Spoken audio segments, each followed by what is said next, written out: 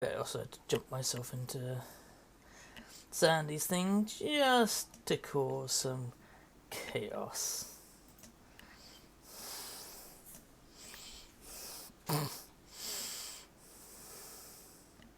Oh my god, I'm live, am I? Anyway. Yeah, let's put that up. Put the retro arc up. Change back to the scene, and hello everybody. We are back with Super Star Wars: The Empire Strikes Back.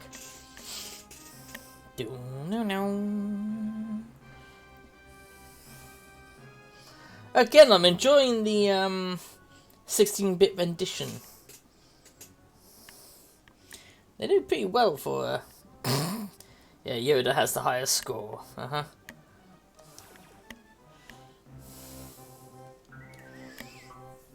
Puss is much better than the first one. Long time ago, in a galaxy far, far away.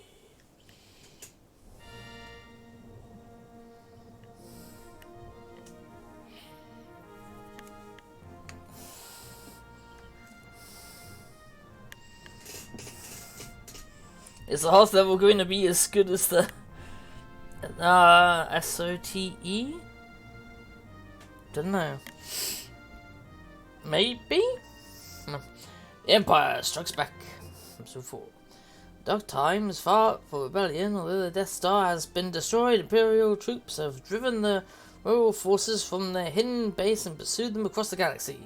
Evading the dreaded Imperial fleet, a group of freedom fighters led by Luke Skywalker has established a new secret base in the remote ice world of Hoth. The evil Lord Darth Vader, obsessed with finding young Skywalker, has dispatched thousands of remote probes into the far reaches of space. Oh, Shadow of the Empire. Probably not.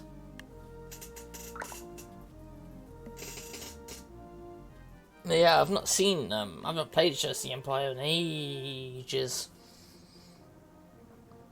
So I might be slightly biased there. But I remember loving the game. And I'm pretty certain I've completed it. Yeah, pretty certain I completed it.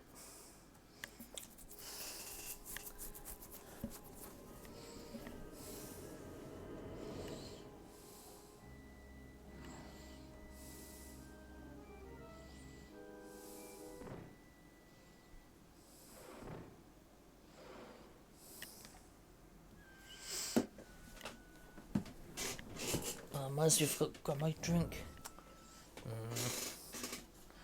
I'll grab a glass in a second. Oh shit!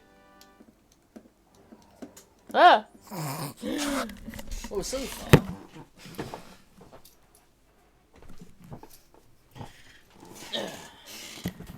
Stepfather glass. Right. Well, so far it seems that the background is slippery. Which, I mean, yeah, it is ice, but, for a first level, that's not good. That's never good. Where are we going? Oh, there we are. Already not in a thermal protective one. I would say, because the people who play this game only remember this bit from the movie. Wow, I lost so much more health than the last game.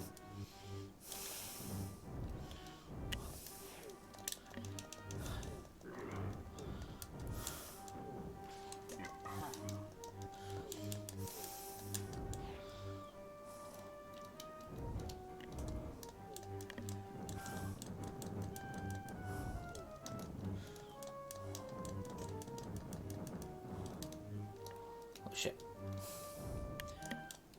No.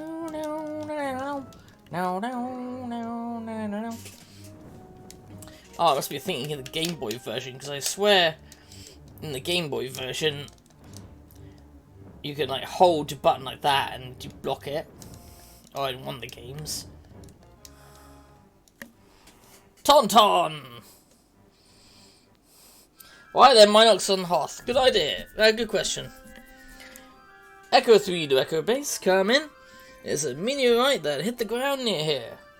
I want to check it out. It won't take long. Says Luke, but we all know what happens, don't we?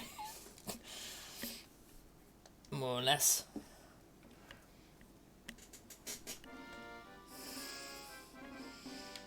Tauntaun power.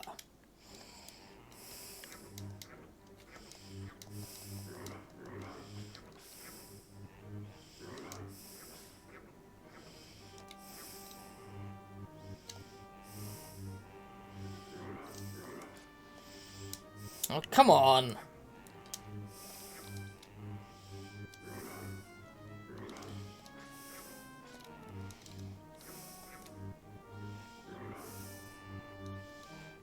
Oh, fuck. Oh, well, he's dead. And I thought they smelt bad on the outside.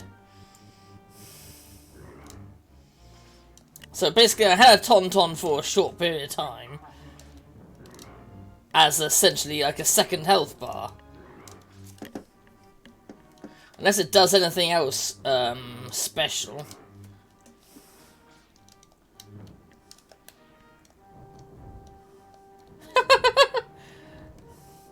Yeah, just like the first game. The gun is one of the best things to go with.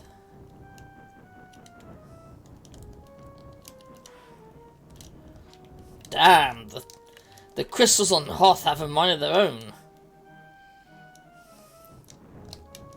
Ah!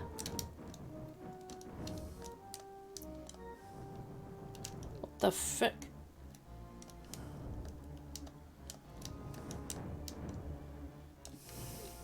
Oh, god damn you.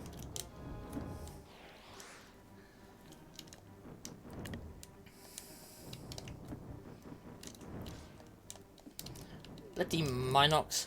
I mean, they were on Tatooine as well in the first game.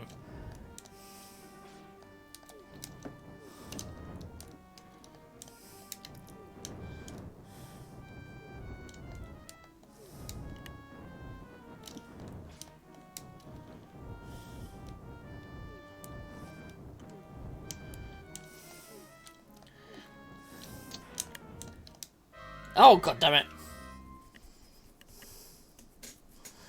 However, this is the movie. Not sure what would happen in the game. Ah, that's a good point.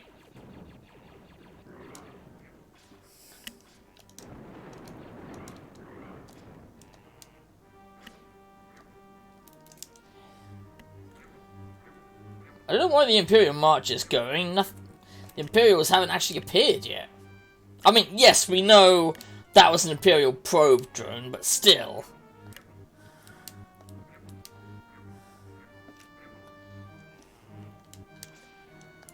Oh, sword.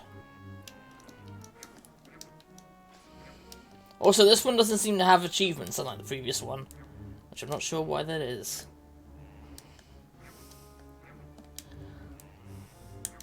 You would think being on a Tauntaun would also give you a different advantage of, like, say, I don't know,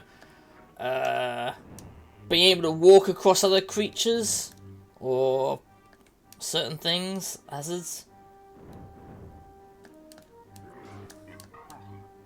Impressive. Apparently Darth Vader thinks my jumping is impressive. Oh shit. Where do you bastards come from?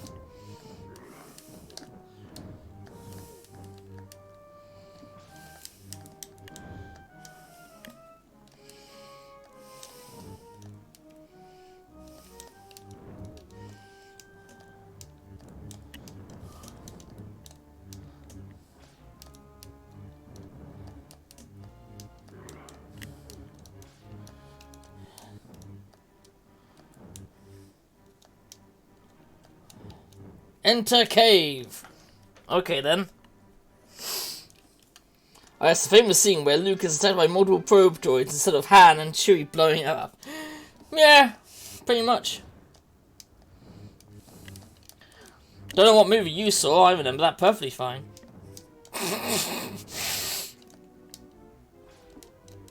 Ah! What the fuck?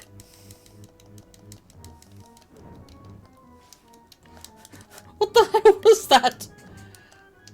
Whee! Well, I don't remember that from the movie. Random drafts that shoot you up into the sky.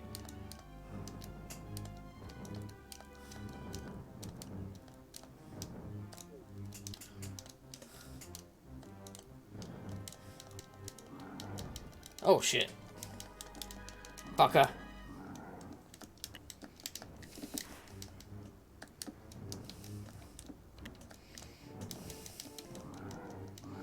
There we go, that's more like it. That must be a bug with the game system itself, because I swear you have to jump to get those hearts. Oh, fuck off. Wait, the Wampa breathes fire? Well, apparently that's not the Wampa, that's something else. Don't ask me what, I didn't make this game.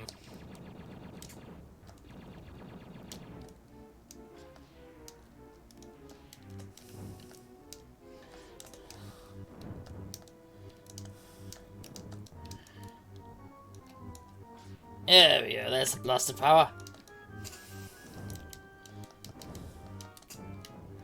Or even you could say the blasted power.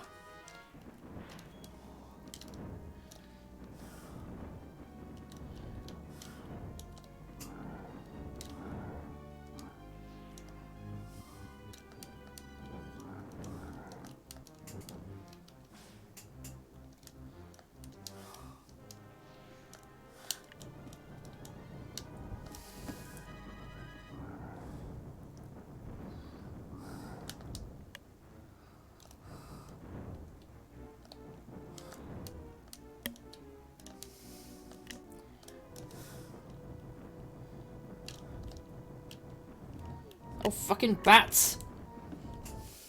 Ah!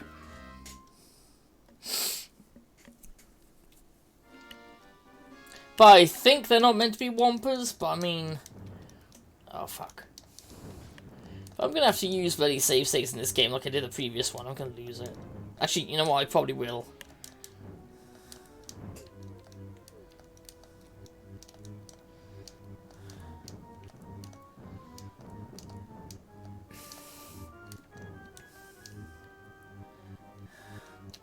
Hmm?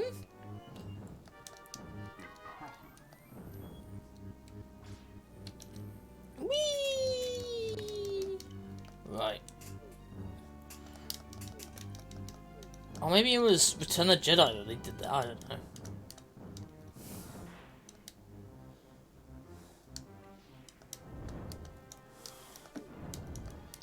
Freaking. Oh!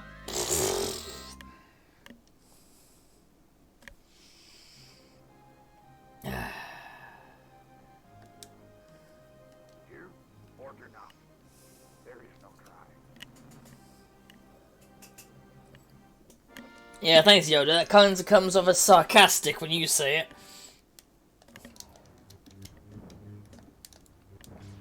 I mean, I haven't got through all the continues yet. Last time I went through all the continues, but, way things are looking now, yeah, probably,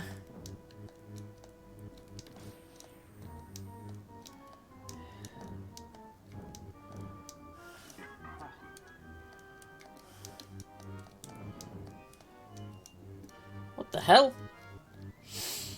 I don't know what sets that off.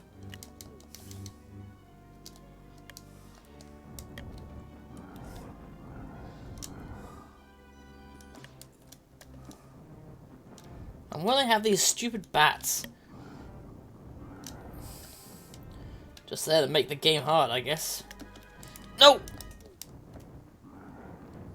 No, damn it, damn it, nah!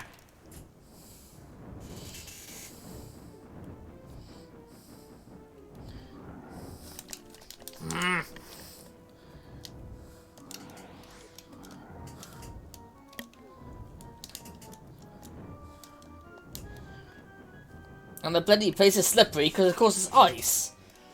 So...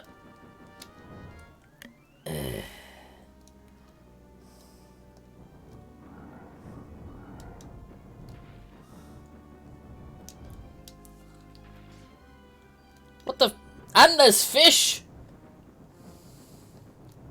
There's fish on Hoth!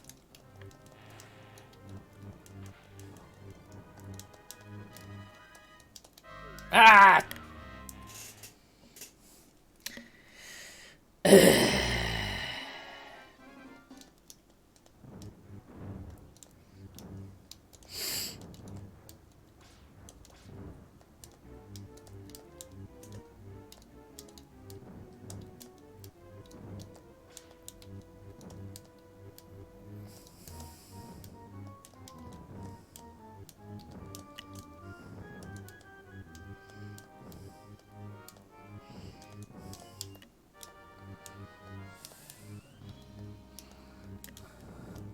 What sets off the updraft? Well, I don't know what it is, but something sets off.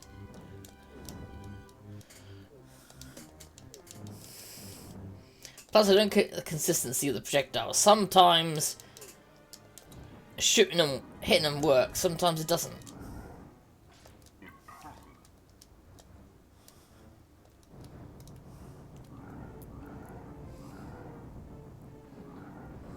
Okay.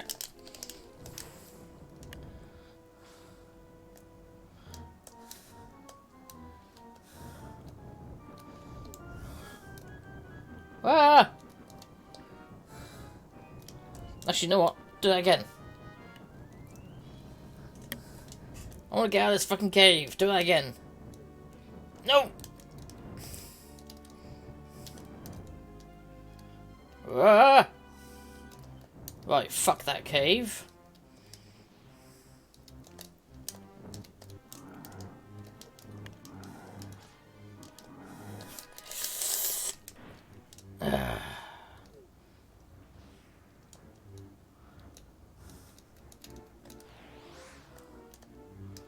Oh, great.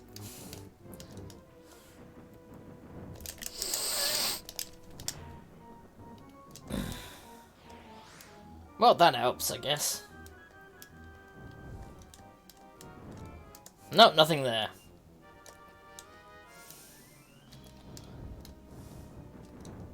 So all I've got is this area that has a constantly respawning mangy wampa. Great.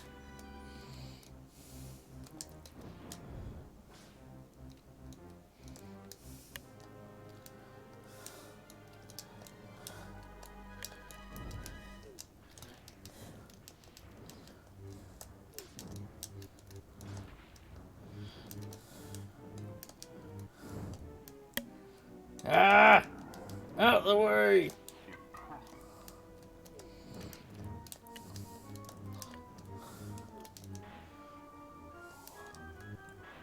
What's impressive is that this game got through playtesting.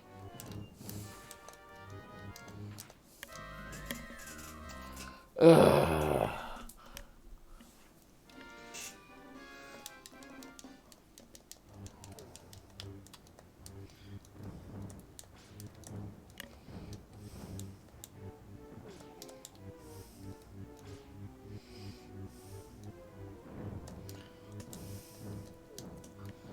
Oh, damn it.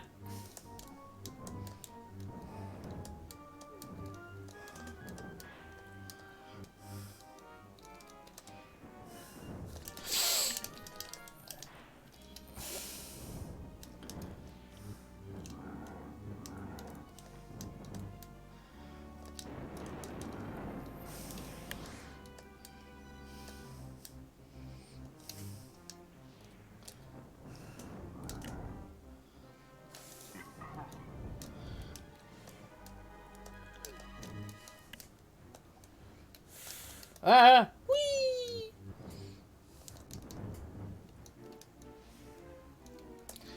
No! You bastard!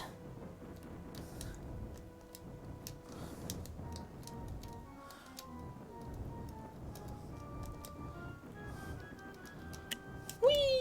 Right. No, oh my! Crying out loud!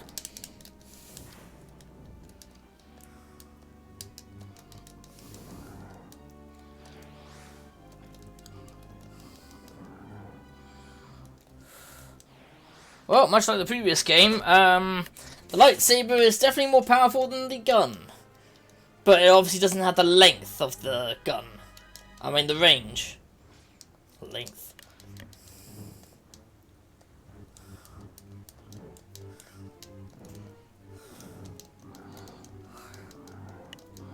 Arrgh.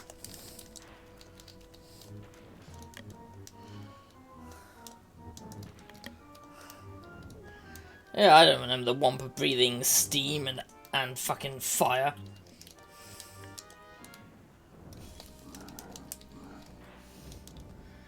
If it is meant to be the Wampa, not just something else that lives in his fucking home.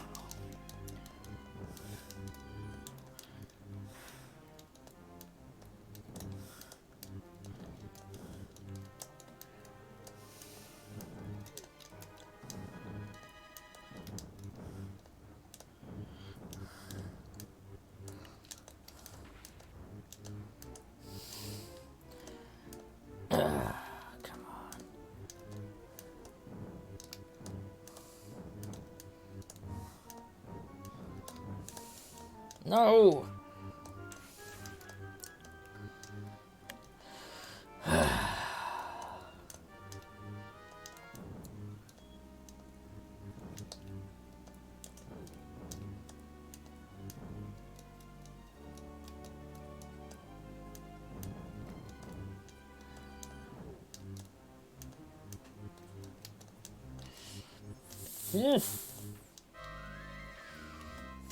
Yikes.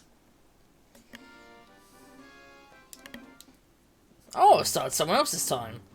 Not right to the fucking beginning. I don't even recognise this place. Did the game just take pity on me? Oh, there's the boss life. I remember that. Now that's a Wampa!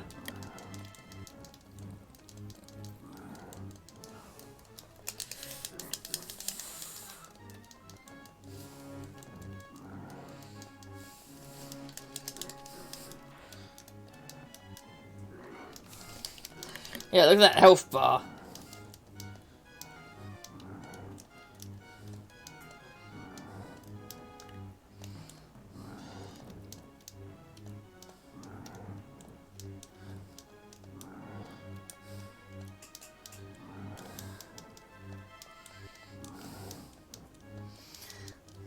Yeah, that's the health bar, look at that.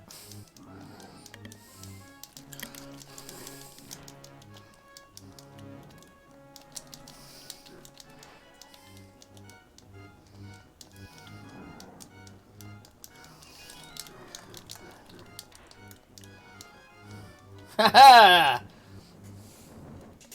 Now that was a big Wampa, wasn't it? Fuck me. But yeah, apparently this one, the real Wampa, breathes ice. Oh look, my Tauntaun survived. How'd that happen?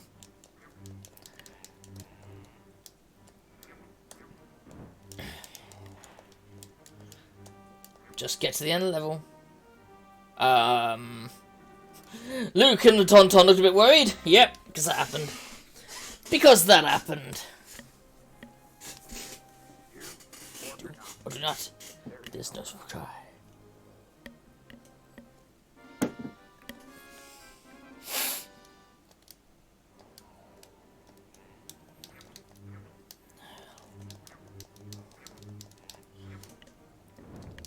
I think I could try and do it last time and just try and run as fast as I can with the Wampa, but nope. Because of these fucking platforms. Platforms that I have to also mention are slippery.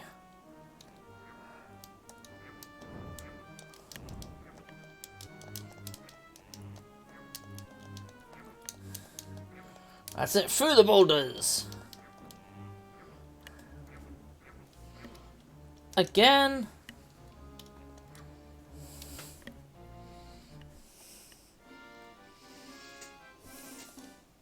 So apparently, Luke encountered several Wampas on his adventures.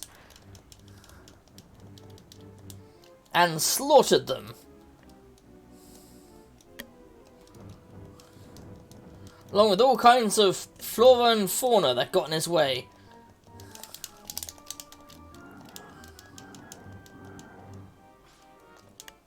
What the?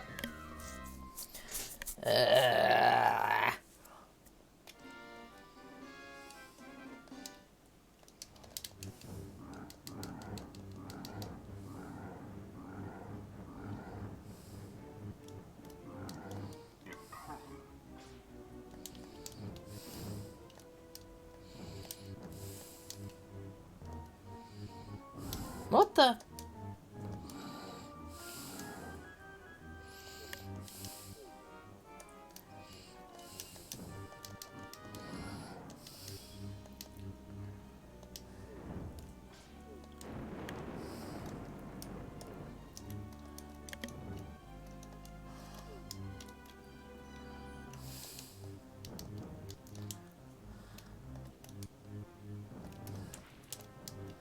Oh, of course. More fucking water.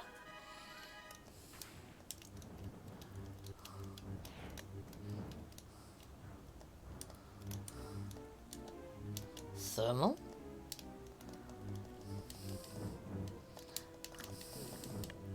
Did I just get a thermal outfit?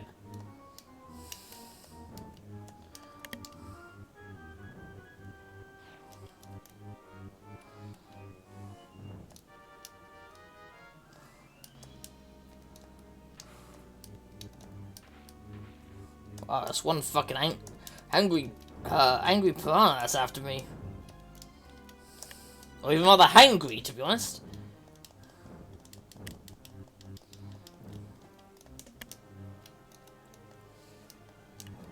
Ah!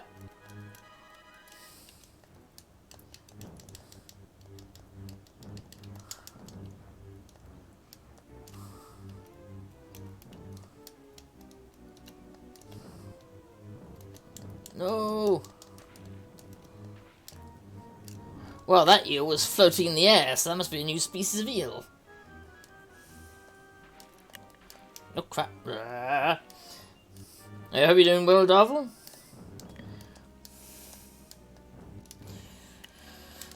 I swear one of these games you actually hold the lightsaber up as a shield and like deflect enemy attacks with it. Maybe it was one of the later games I'm thinking of. But I remember there was one you could do that.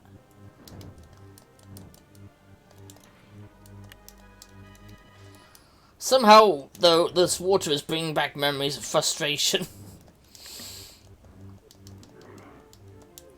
Do or do not. There is no try.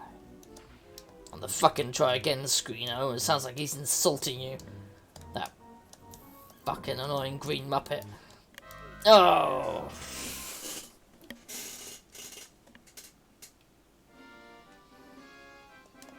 No checkpoint? Oh, come on.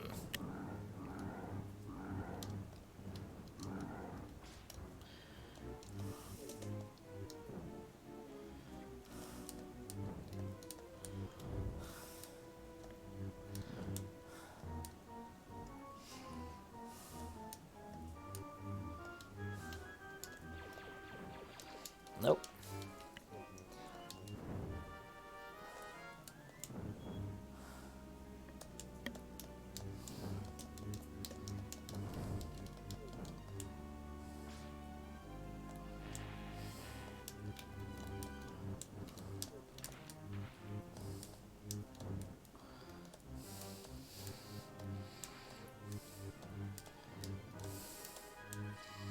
You know what? Now I actually just want to watch the Star Wars trilogy again sometime. Maybe I'll do that for my birthday. I mean, normally I do other stuff when I watch things with Mum, but I kind of, you know, want to watch something that I remember positive from my childhood. The games were definitely not it. But that said, some of the games were good. Like, I remember, I really loved that Star Wars Demolition, the one you mentioned. Loved that game.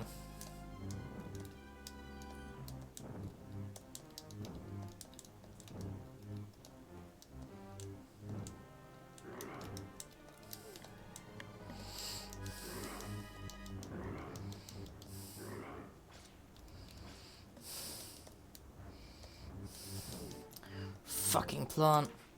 No!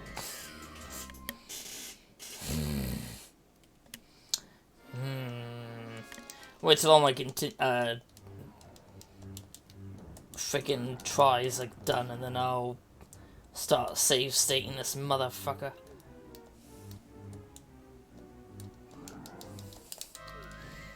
Oh my god.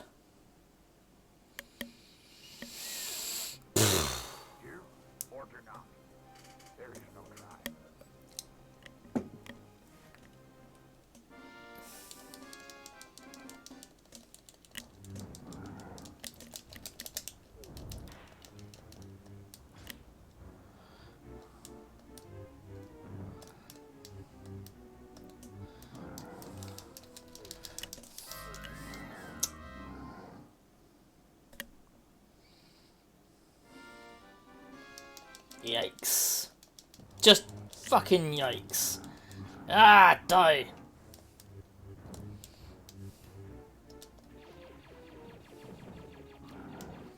Wait, did that bat take more than a single shot from my laser gun? Or should I be surprised at this point?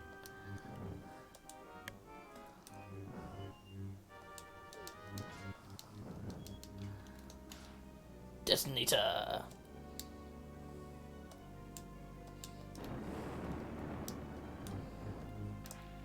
That means you have to use it, otherwise it goes.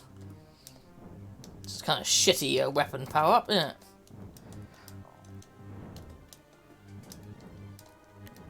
Being bloody timed. Though I have played games that have power-ups that are timed, but they're usually not entire different weapons. They're usually just like an enhancement for a weapon for a short period of time, you know?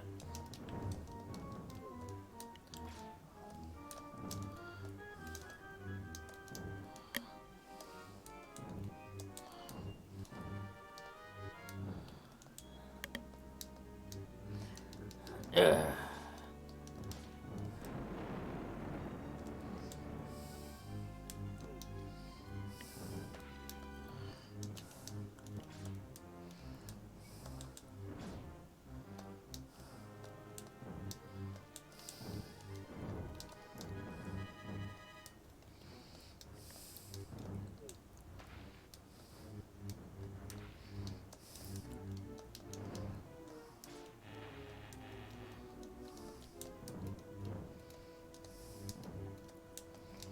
Oh god. Huh?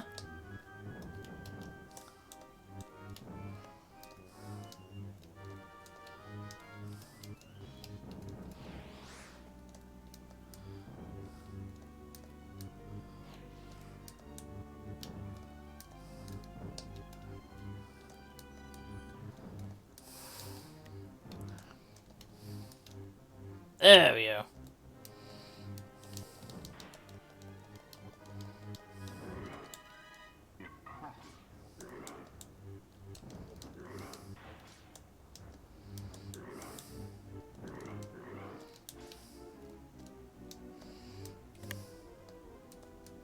Whoa, what the fuck?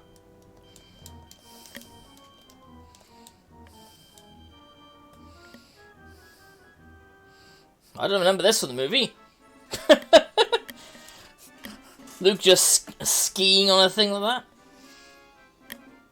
And I've come out of another cave.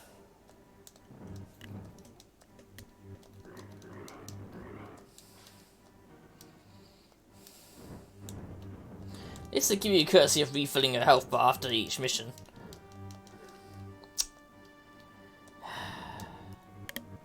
Oh shit, missed.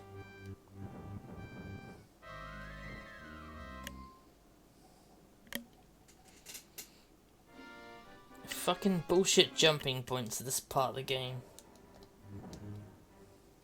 I think bullshit jumping points are awful no matter what point in the game they're in.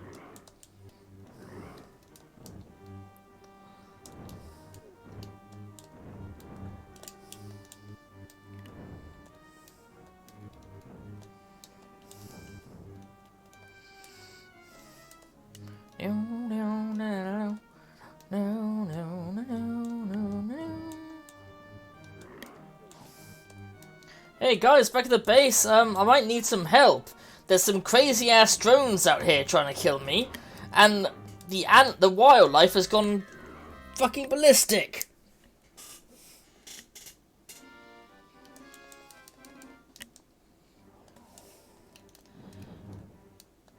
I mean, it's bad enough that creatures want me dead, and the drones want me dead, because that's probably their mission, but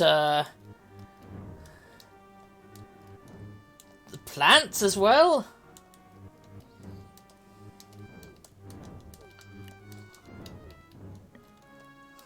Ah! Stop respawning! Fucker.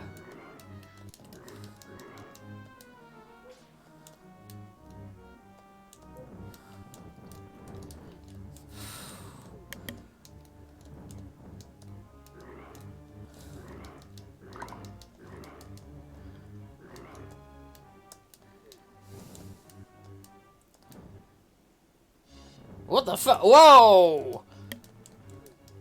Did I interrupt his health bar or something? Because his health bar's partially gone. That must be a bug of the emulator. Ugh. Yeah, apparently Han Solo is not the one that fights the drone. You are.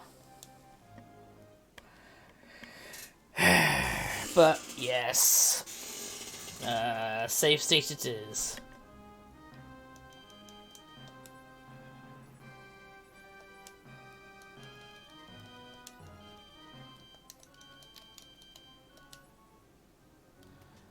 On brave. Yeah, it's not even the full fucking difficulty, it's just brave.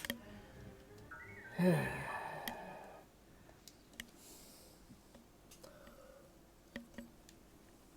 let's try this again. But with our best friend, Mr. Save State. Apparently had easy to kill droids and one super probe. That would be difficult. I mean, considering they're meant to be just probe droids sent out merely to scan the planet.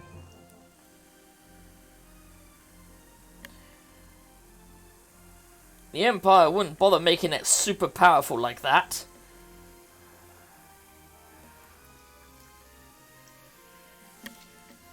If anything, it was...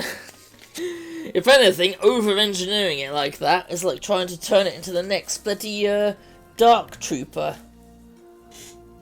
Which I was again surprised that they added those back into the Star Wars universe with Mandalorian.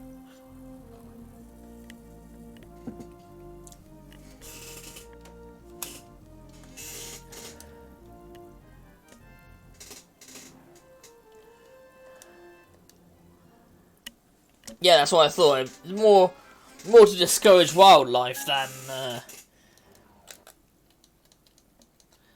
than obviously, you know, to take out troopers or anything.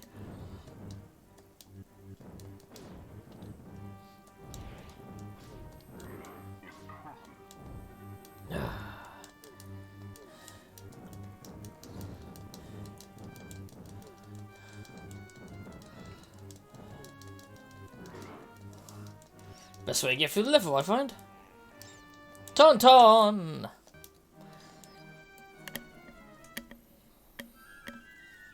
Yes, I know, we see a thing fall from the sky.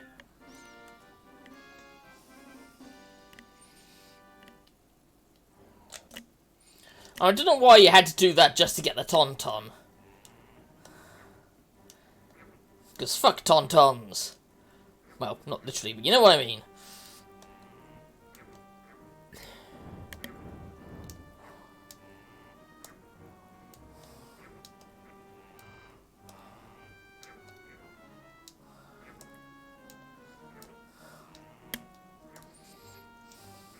I mean, you can't take this with you in the cave, so might as well try and use it to run through all the enemies.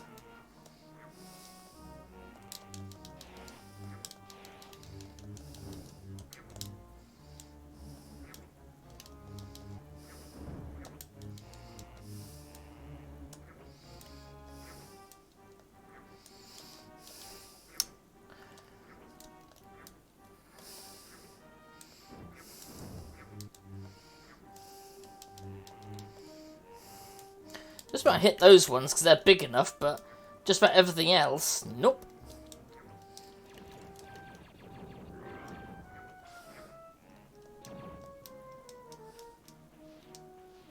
Okay, I'm trying to enter the cave. There we go.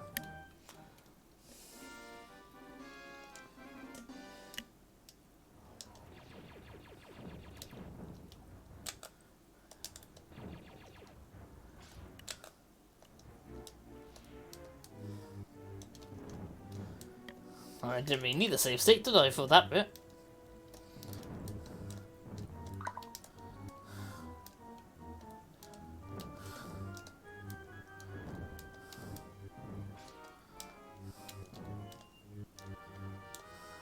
Whee! There we go. Wonder where that was.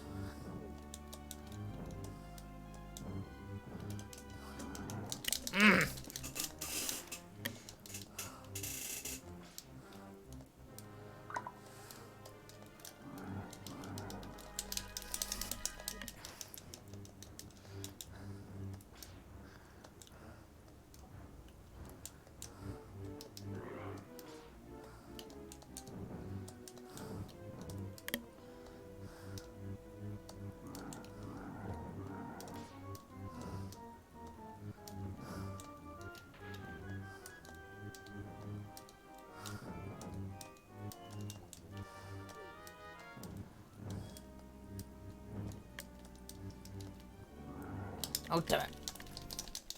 Ah.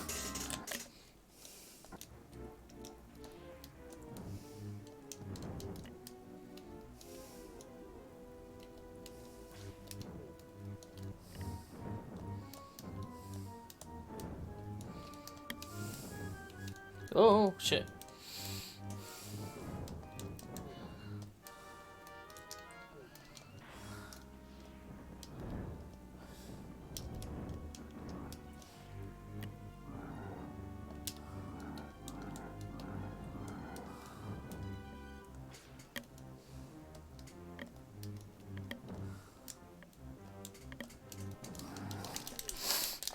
Ah.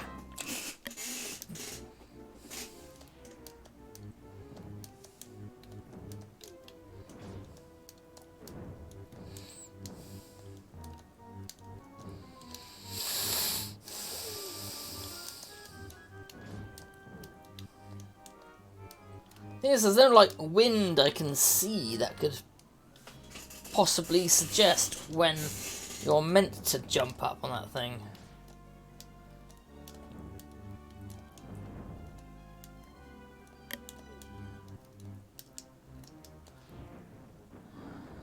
Also, I find you can't change weapon unless you're standing still, which is kind of silly. Like, you can't, like that, see? You can't just, like, change weapon while you're moving. You have to be standing still completely, then go, doop.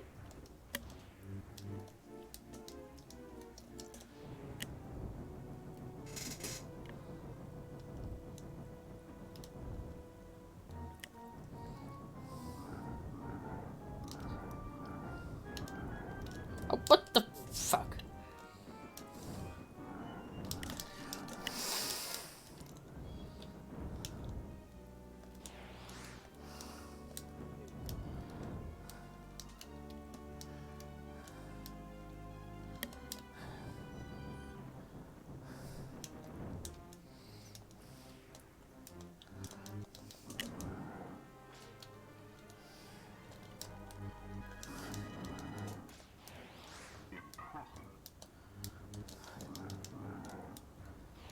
That's better. Now that's a save state I'm happy with.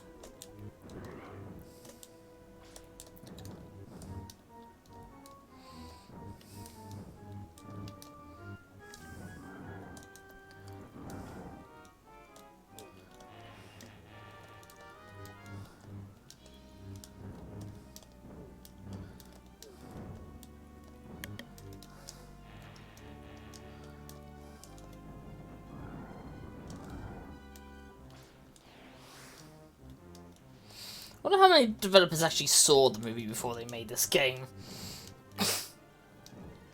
Or maybe none of them just realised, oh wait, we could easily do this little programming thing to make it bounce the weapons back, or maybe the lightsaber destroys them.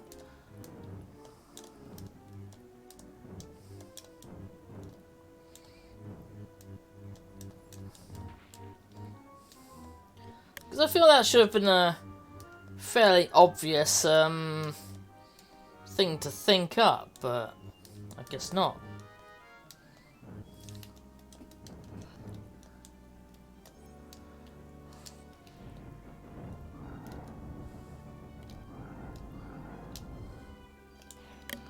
Oh, what the hell?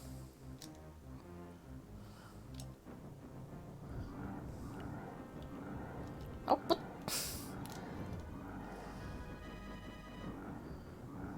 Ah. That wasn't fair, was it?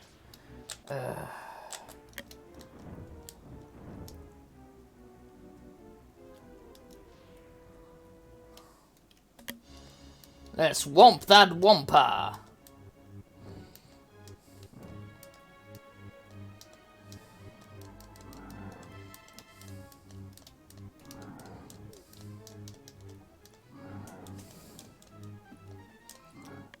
Ah!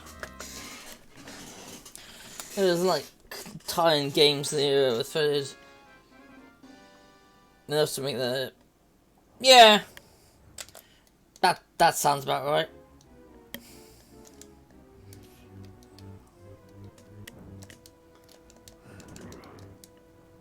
I had to do it quickly.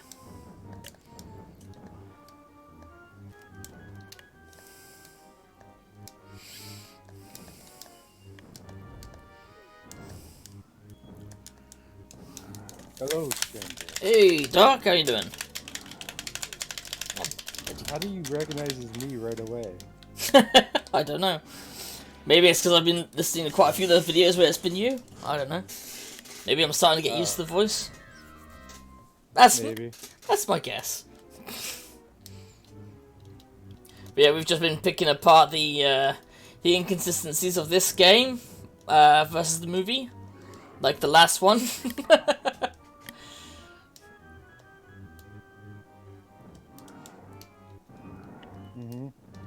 And yeah, this one is also the one that you get to see that health bar I was telling you about, the really long one. Oh boy. Yep. The previous game, they weren't that big, but here, yeah, especially the Wampa and the size of that Wampa. He's got to be the biggest damn Wampa that's ever existed. Oh god, huge wampas. That sounds bad out of context. I would say more gargantuan, but yes. To use like D&D sizing merits, I'd say it was a gargantuan Wampa. Or a colossal Wampa. Colossal wampas. Big enough that you would wonder why it even bothers trying to eat humans. It wouldn't even constitute a snack. You know? Yeah. And then there's these other not Wampas that breathe fire and freezing steam. Oh, come on, I just got out of it.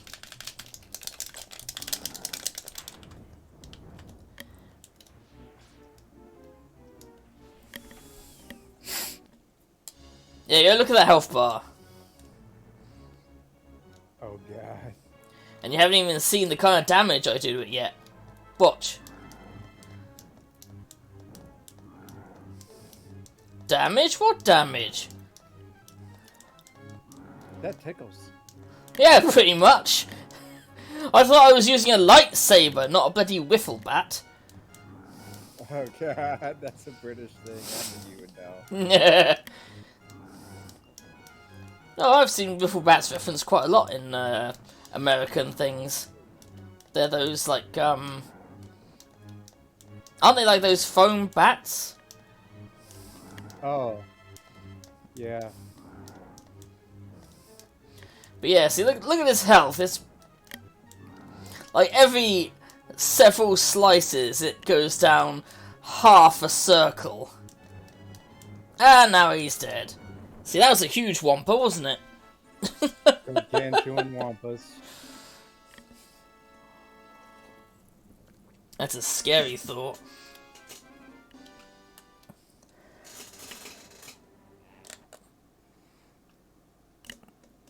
So it's a toy like Kenner action figures. Ah. That was actually an interesting documentary when I was watching that about the Kenner action figures. Kenner action figures? Yeah, they were the people who got the license to do the Star Wars toys. Like, you know, the really old ones, but also the later ones in the years. And the thing is, they had made such a good deal on it, because at the time it was an unknown franchise. And only later, when George Lucas was like releasing or about to release the third film, did he consider, you know what, I want to change this deal because it's far too good for them. And plus, he wanted a much larger cut of the money. That's always how it goes. Yeah. Basically, the original deal was, from the profit of the toys, Kenner made 99%. Fox and Lucas would get 0.5%. So it was a very good deal for Kenner. Like a really good deal, that is. Mm-hmm. I mean, the majority of the whole profit? Whew. Of course that was a good deal for them. But, like I said, you know, George wanted more money, so...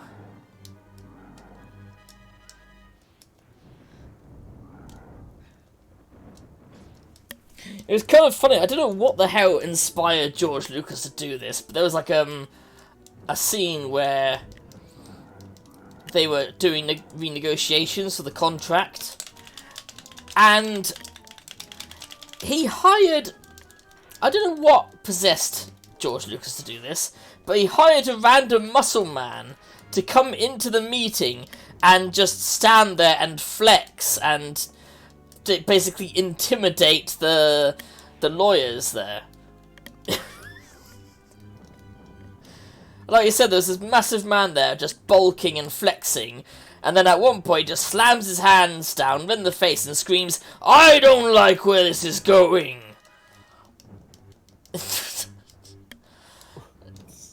Yeah, exactly. I was like, what the hell?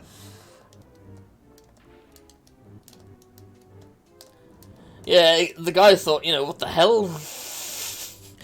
But he's a lawyer, so he stuck to his guns, so the toy company still made a decent profit, but now Lucas had quite a bit as well, so everyone was happy. Apart from Kenner Toys years later. Because after, you know, Return of the Jedi, they were waiting on him for making the next film. And I think I don't have to tell you where that went. Was that... Oh, wait, no, that's not when they did the holiday special, right?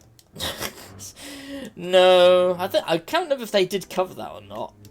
But that was something that Lucas had signed off on. But, yeah. No, what I'm saying is that they were waiting for the next movie, and of course, the next movie never materialized. Did it? Yeah, for another 15 years. Exactly. So the toy company were a bit bummed out, which is a bit of a shame, because they had some great designs for what was to come. Like, they had ideas of things that would be in, like, a Star Wars Episode 7. Like, one of them was stormtroopers. One of them was the stormtroopers using a, like, you know the AT-AT? They had an AT-AT, but the top of it was missing, and it was all rusted out, and it had a stormtrooper in the back there, like, mounting a big-ass, gun on it. I thought that was kind of cool, the idea that they were repurposing their old machines to keep fighting. Or rather, like, they could be fighting as resistance or something. But yeah, they basically heard nothing from George Lucas until he said himself in the papers that he wasn't going to do those films. So the toy company were just kind of sat there like, you know, what do we do? Not that it matters much to him. I love that they had one of those in the cast, David Prowse. Well, David Prowse is huge. Putting off an angry moment with a West Country accent. I don't know, he can do it. If you look at some of the original footage where they had David Prowse as the voice of Darth Vader. Oh, God. You've seen that, have you? No, but I can just imagine.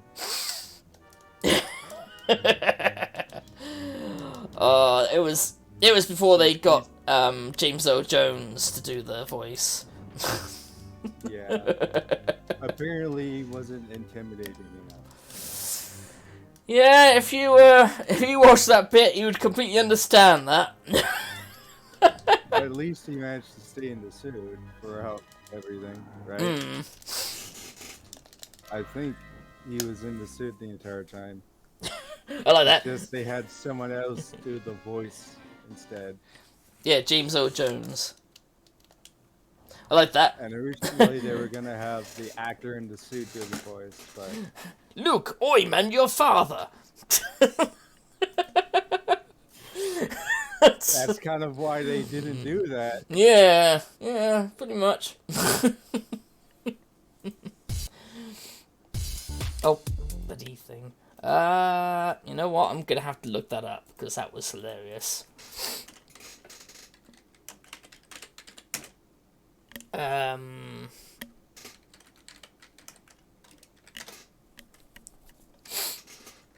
Yeah, I'm gonna have to look this up just to show you guys because it's fucking hilarious.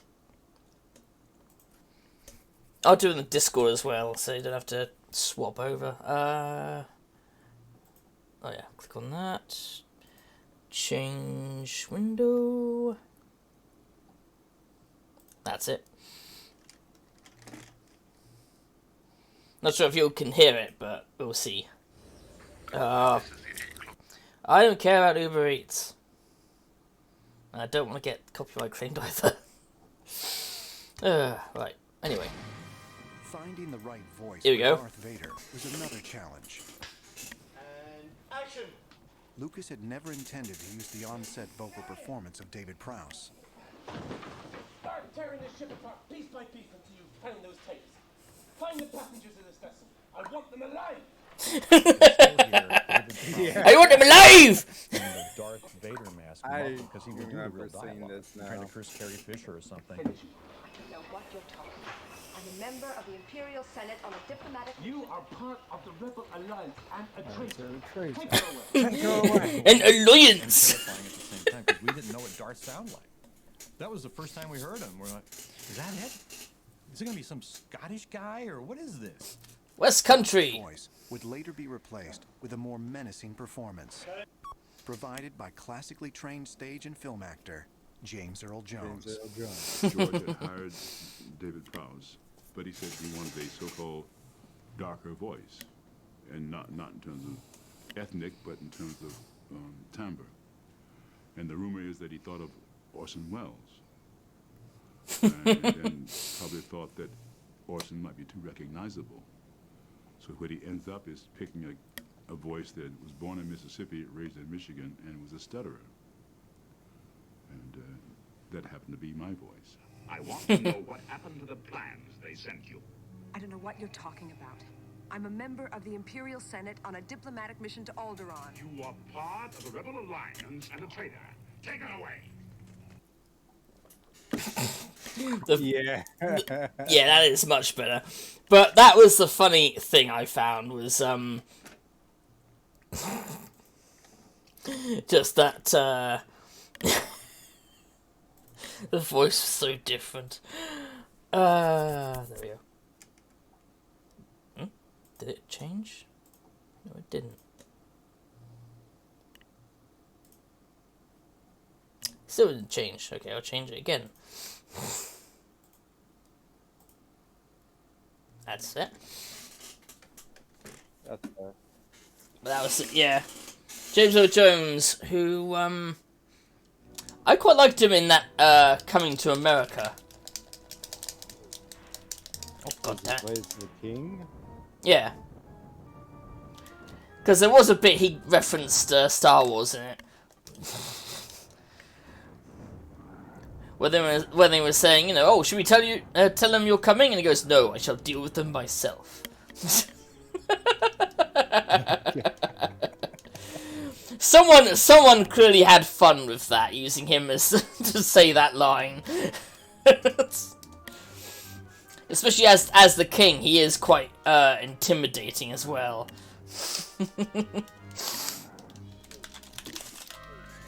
Intimidating in a different way, but yes. After all, if you believe Obi-Wan, he's a master of evil. I'm not sure I believe Obi-Wan anymore. Not after what we were discussing last time with that, he knew that Luke and Leia were related, according to the prequels. So why the hell didn't he, tell Luke this?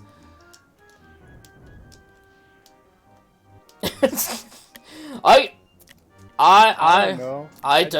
don't want to know. I think I have an idea, though. Imagine telling this farm boy from Tatooine, you're related to the Princess of Alderaan. She's your sister. What I mean... And just imagine his freak out that he's literally related to royalty. Well, I mean... but still... I mean, that's my theory about why they didn't tell Luke in canon. Because he'd just freak out and...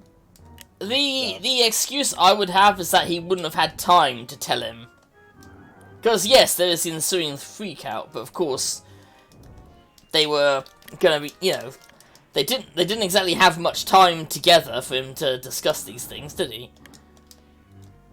That's another logical reason why they didn't tell him in canon. Although it doesn't excuse, as Darvel said last time, him witnessing Luke's hot for sister face and not saying anything.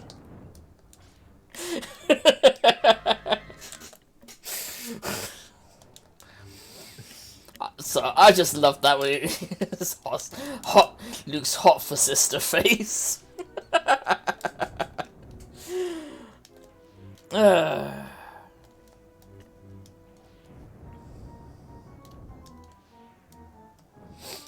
There's also the fact that in the Obi-Wan Kenobi series, they explained it as, we're just protecting them so they can't know each other. That's stupid. I mean... Yeah, it's a bit silly, in my opinion. I mean, the idea of separating them so they don't know each other is a good way to protect them. Because if you're looking for twins, you wouldn't be looking for one separate child each, would you? You wouldn't be looking for a farm boy and a princess and think, they're twins. No, exactly. Twinsies. Exactly. They're going to be so far apart, you can't even... There couldn't even be a mistake of them running into each other situation. You know? Because they're from two different worlds. One's a farm boy, one's royalty. Yep.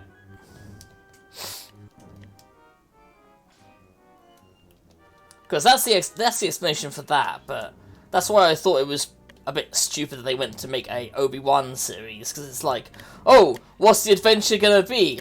Today I had Jawa soup. Tomorrow, Jawa soup. I can't think of many stories that would happen, especially as at least the way it's phrased in the original trilogy was that you know, Luke knows of Obi-Wan, but just as like an old hermit that, you know, everyone knows of, but you know, they're just like, oh, he's just some old hermit that keeps to himself, no one important. So what exactly could have happened in the series to you know, to make it entertaining. It's not like The Mandalorian or the Book of Boba Fett, where you could easily make entertaining stories out of that. Too bad they didn't do so well with Book of Boba Fett, but that's another story entirely. I mean, I quite like the Book of Boba Fett, personally. Some people said that that's just not how Boba Fett works. Well, I don't see him as becoming Kingpin, no. I could see that. Agree. Yeah, I can't really see him as becoming Kingpin. You don't see him going from bounty hunter to crime boss, but that's what happened. But considering the other stuff they've done, that's not as massive of a departure, in my opinion. True. You know? Like, I mean, yeah, sure. I generally don't think Boba Fett would go from, like, bounty hunter to Kingpin. But that's far more fucking likely than the idea of, oh, there's going to be an exciting TV show of watching old Ben Kenobi sitting around on his ass eating soup. You know? Which isn't... I mean, that does sound like it would be what would happen based on what we heard from The New Hope. Yeah, about but Uncle Ben. Considering they actually they were making a series, suggests that that's not what was going to happen. They were probably going to have, like, hero moments and things. And it's like, okay, he had hero moments, and then years later, oh, he's just some old man. You don't know who he is at all, Luke. Because if you remember, he asked, he said, I think there's an old Ben, and then he asked his parents about him, and they were like, oh yeah, he's just a crazy old man. Just some crazy old man, they you know? had was Luke knew that old Ben was a hermit, but not that he was a Jedi. Well, yeah, that makes Like, sense, knew obviously, because like, you knew wouldn't about advertise it during, considering Darth Vader's in charge. You wouldn't advertise that you're a Jedi. Like, knew that old Ben was existing and around. Oh, once yeah. he met him, but not much else about. No, Obi-Wan. like it's obvious that he knows nothing about him apart from, oh look, He's oh a that's how crazy you old block. hermit in the desert. Yeah, it's just a crazy old hermit in a desert, which doesn't really give you much to work with, does it? Like, how do you do an Obi-Wan series on Tatooine without messing up canon like that? You So couldn't- they decided. You couldn't do it on Tatooine, but I'd argue you could come up with, say, stuff he did before he got to Tatooine. What the hell? Which is also not what happened. Well, no, but like I said, I mean, it's intriguing that they decided to go the Princess Leia route. But Because yeah, it explains I- how Princess Leia knew that he was Obi-Wan Kenobi and not old Ben, yeah. which is a question I don't think Well- anyone wanted answers to, but That's it's a why I was saying that I could see them doing like a series before Tatooine, you know? Like if he just say appeared on Tatooine one day as an old man, as a hermit, that would make a bit more sense that he would have had adventures beforehand, you know? Yeah, I agree that the Obi-Wan series should have I mean, been I'm sure in canon that's not what happened, but I think that's a bit more of a believable idea because you can still have adventures, you can still do exciting things, and it would also, like you just said, explain how Princess Leia knew who he was. You know, Yeah, like maybe he went to Alderaan a few times and actually met with people there who were sympathetic, and he was basically doing the equivalent of like just you know, visiting to make certain things were okay, perhaps, or something happened and he had to save her. Maybe if oh no, she mentioned specifically that he worked with her father in the Rebel Alliance, so maybe they had meetings there or something, I don't know, of what to do next. And she just simply knew him as, like, an associate. You know? I mean, that second thing you said, something happened to Princess Leia, is exactly what actually happened in the series. Yeah, see, that's more believable to me than, oh look, he's just gonna be hanging out on Tatooine, saying hello to Luke, who never knew who he was beforehand. Unless they were gonna do some weird fucking Jedi mind bullshit to him. He's going to break into Luke Skywalker's brain pan, like the Jedi in what was it called? KOTOR.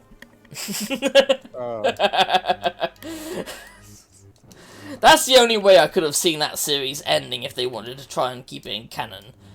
Is that yes, he had adventures and stuff on this planet, on Tatooine and that. But then he erased all of Luke's memories. If they wanted to go that route, that seems like the only way they could have done it. Yeah. It's a stupid way. I don't like it at all. But if they were going to go down that route of, you know, he was on Tatooine this whole time and he somehow communicated with Luke despite Luke not knowing who he is, then that is the only way I can see that making sense. But they found a way to somehow make Luke and Obi-Wan meet without breaking canon. Because remember that toy that Luke has in New Hope? Yes. They had to find a way for Obi-Wan to give it to him. I mean, breaking canon. They didn't have to. No, they decided the story is Obi-Wan gave him that toy. Which I think, no, it would have been better to just say that, like, he bought it with his own money or something. Yeah. No, Obi-Wan gave him that toy. I think, yeah, and the idea of having him buy it himself, again, cements the whole, farm boy, thing as well, that he did it with his own money. If anything, could be shown that he, you know, he was learning how to do things himself. Because if you really want to have Obi-Wan involved at some point, you could at least have him as some, you know, stranger who, like, maybe he says something to him that he takes on as, like, advice. Like some sort of word of wisdom. Doesn't mean he gets as involved as buying the whole toy thing for himself, but he may have just been like a random stranger he knocked into, you know? Which again would explain why he doesn't know who he is. Yeah. They still kept it as Obi-Wan is old Ben. Yeah, that was it. Obi-Wan. Many years ago you served my father in the Clone Wars. Now he begs you to help him in his struggle against the Empire. That was it. So, yeah. So, okay, that bit is already explained without the need for an Obi-Wan series. Yeah, the Obi-Wan series didn't really need to exist. No. I mean, like, other than explaining a few things, like how Leia knew that he was Obi-Wan and not Ben Kenobi. Well, like I just said, that was already explained right there. When it was saying, you know, you served with my father during the Clone Wars. Yeah, stuff like that. But even then, there's nothing I can really see that would be needed from making an Obi-Wan series. I'm sure it would be possible to make one, but it's not. There's no real, you know, there's no burning questions I have about what Obi-Wan has been doing his life, you know? Exactly. I mean, the Ahsoka series makes more sense to me than Obi-Wan Kenobi. And they're gonna have a season 2 of Obi-Wan as well. Or like, you didn't even need season 1. I love that. Oh, I can see what's needed for the Obi-Wan series. Money, money for the House of Mouse. Yeah. That's about it. Just more reasons to buy Disney Plus, okay? Yeah, nowadays, since they've been making some trash, it feels like there's less reason to get Disney Plus. In all honesty.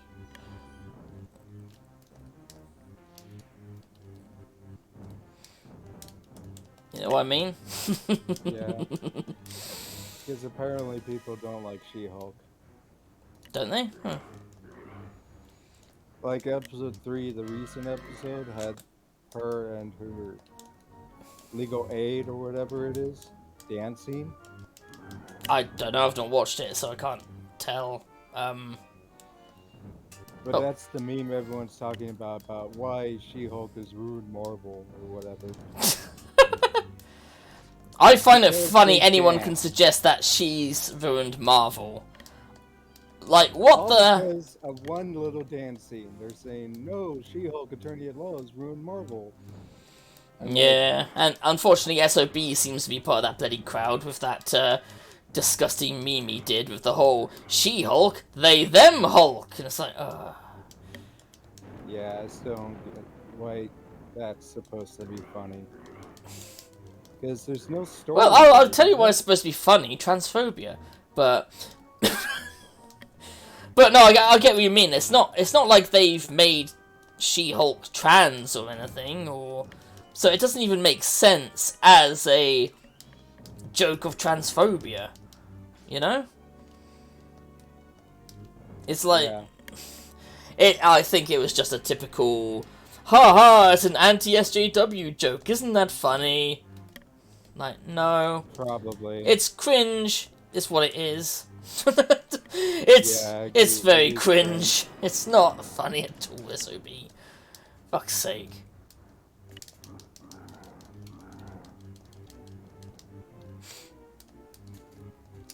Yeah, I was gonna say, I can't think of anything... Though, again, like I said, I haven't actually watched the series, so I can't say for myself... anything that's in the show or not in the show. Yeah. I can't tell you if people are saying it's woke as a thing or not. But I can tell you that them saying that the that the Resident Evil series is woke is rather silly. Saying it's a woke failure, and it's like, it's a failure, but I wouldn't say it was a woke failure. Everything has to be woke these days. No, it doesn't. No, that series isn't, by any stretch of the imagination. The only way you would think that is if you seriously think that you can't have any dark-skinned actors in a TV show about Resident Evil. I mean, there's Marvin from Resident Evil 2. He is black. Mm-hmm. So it makes sense that you can have dark-skinned people in Resident Evil. Exactly. He already exists in there. Yep. But also, they did use they used this one actor for Wesker, and I'm sure there's going to be the argument of, oh, but Wesker's white. Like, yeah, but I mean, even if they did like a retelling of the first game, and they still used him as Wesker, he'd fit in perfectly because he's a fucking good actor for what he is. I forget his name though. The thing about Wesker is it's not about his skin color. No, it's the same with a lot of characters. It's generally not about their skin color. It's about how evil he is. Yes. As long as you can nail that, it doesn't matter what skin color Wesker is. Although I think even then they haven't quite nailed. Like, he wasn't really seen as evil, but he was definitely someone who had questionable morals. You know? The reason why is because if you look at the backstory for Wesker hard enough, Wesker's just a name. That's it. Yeah. He was like a kind of child experiment kind of thing. So it doesn't matter who has the name Wesker as long as he's evil. Yeah, that's why I was saying I don't really consider the Wesker in the series evil, because he doesn't really come off as evil as much as like just someone with misguided morals. If you get what I mean. In the Netflix series. That's what I'm on about in the Netflix series, yeah, just the Netflix series I'm on about. Not the games. I know very well that's certainly not the case of the games. Yeah. Yeah, I would say I've been watching it just because I'm curious of where it's going, but it's certainly not a series I can recommend to anyone. You know? Especially if they like the games, right? Yeah. Like I said to some people, the best things I can recommend for if you like the games is the animated films. Yeah, I agree. Since they take place canon in universe to the games anyways. Yeah. Yeah, exactly. And the characters even act like how they're meant to, you know? They act like, Leon acts like Leon, and so Chris on. acts like Chris and all Yeah, that. etc, etc. They act like they're fucking characters. They're not like, oh, I've rewritten this character entirely for this season, or stupid shit like this. What the hell? I still don't get why Luke is now sliding on this thing. Whee! To collect coins, of course. Hmm. He needs coins.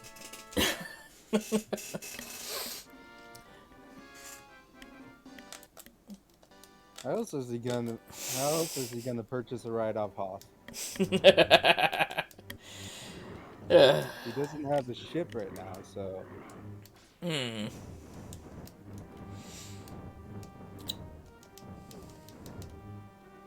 Yeah, like I said, it's not. I wouldn't say the series is god awful. You know, it's watchable. It's watchable, but it's not. I wouldn't recommend it. I prefer the other Netflix. I prefer the other Netflix Resident Evil series that they did. That was fully animated. Yeah, the one that's supposed to explain things between Resident Evil 2 and 4. Is it? Oh.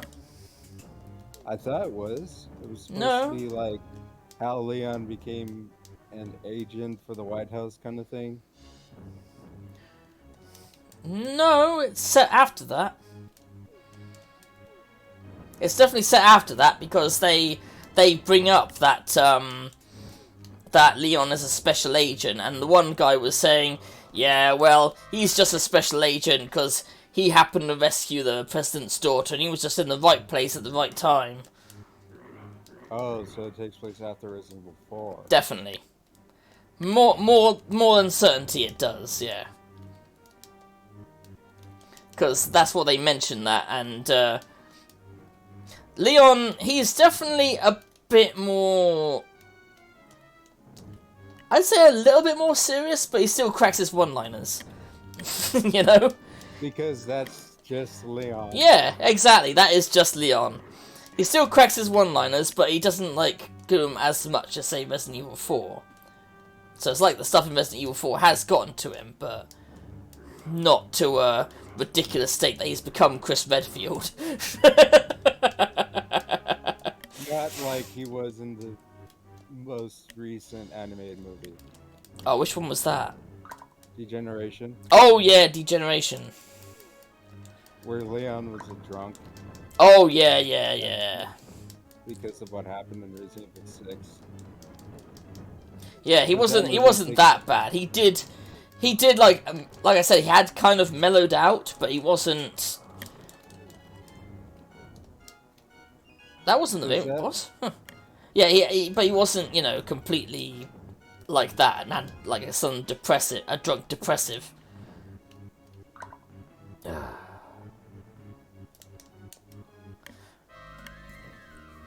He was definitely maybe not as jokey as his original self, but he wasn't he certainly wasn't like that, all depressed and everything. Yeah. Because that movie takes place between 6 and 7. If anything, this It's takes... yeah. It's like the final adventure that Leon and Chris and everyone have before Resident Evil 7 came out. But that was the fun kind of thing of that, I can't remember what it's called now. That one is... oh! No, now I know what it's called. I think it was called, like... Eternal Darkness, was it? Yeah, something Darkness. Yeah, that was it. That's the thing by... well, I'm not sure if it's by Netflix or if it's just, you know, they published it, and therefore... yeah. Yeah, exactly.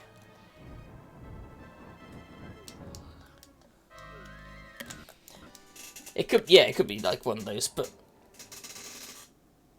KWF is dead. Huh? What are you on about, Darfel? Sorry, I missed that. WF. KWF.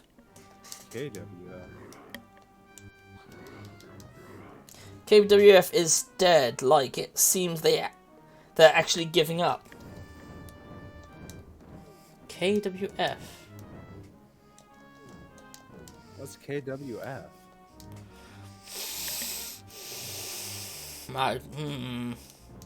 No idea. To be honest, that's why I'm asking. Oh, the trans hate and it's a trans hate and doxing site apparently. That's a good thing, I think. Oh wait, now I know what you're talking about. Kiwi Farms, yeah. Kiwi Farms. Which the first time I heard of Kiwi Farms, they were doing what you could call quote-unquote good stuff, because the people they were attacking were things like child and animal abusers. So, you know, I've got no problem with people who, you know, attack those kind of dickheads, but when they started going real trans-hating, that's when it's like, no. People who are trans are not causing any issues. Unlike the other people that they were reporting on, like I said, people who were serial animal and child abusers, for example.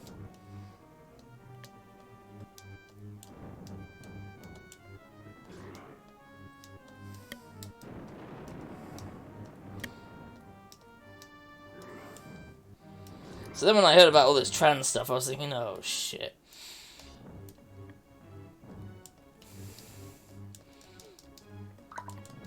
So I stopped watching the one guy that would always reference Kiwi Farms. He was even defending Kiwi Farms at some point, basically saying, oh, these people are like the minorities in here. And I'm like, yeah, that doesn't really help your case. Yep, celebrate right away. They're actually giving up after their Russian hosting and DDoS provider gave up. They're basically out of options, so they're giving up. And so Darvel's celebrating, which, you know what, go ahead, Darvel. I certainly won't stop you. In fact, I'll even join you in that. Yeah. I'm celebrating today anyways. Oh, why's that? My mom's birthday. Oh, awesome. Happy birthday for her, then. She's, let's just say, old. I would say this, I'd be tempted to say the same thing about my mum, because her birthday is coming up as well. Along with mine. So it's impossible to forget, because her birthday is like 2 days before mine. Oh yeah, this fucker. Now that's a probe droid, Darvel. Look at that thing. That must be the busted up pro droid you fought earlier. Just reborn. It's the mother of all probe droids. That was a big fucking probe droid. Oh shit. Get them using save states. I'd rather not have bloody Yoda picking on me. Because it appears on the like game over screen, and you've got so many tries, and it just had Yoda going, when you click on try again, he goes, do or do not. There is no try. And it's like, thank you, Yoda. I really wanted to be insulted today.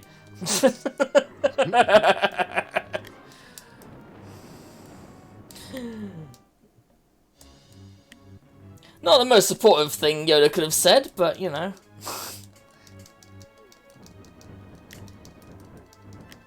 I mean, this one was bad enough, this drone. Oh, what the hell?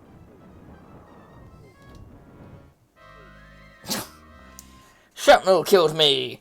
Like I said, the shrapnel kills you in this game, which fucking... I mean, this game is basically a copy of the previous one, let's be honest. Though I can't remember doing that in the last one.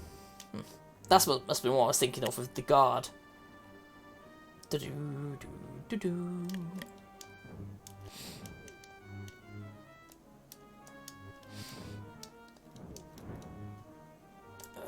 But yeah, those movies, I quite liked those movies, even if they're not too accurate with the characters like that one of Degeneration. It was still fun, you know? It was still, you could easily look at that and still say, yeah, that's Resident Evil. True.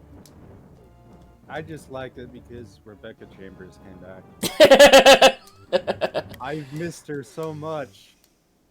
Like, what has she been doing since That's a good question. Spencer Mansion incident? Like, maybe she's been doing Billy. Who knows? Because Billy's disappeared.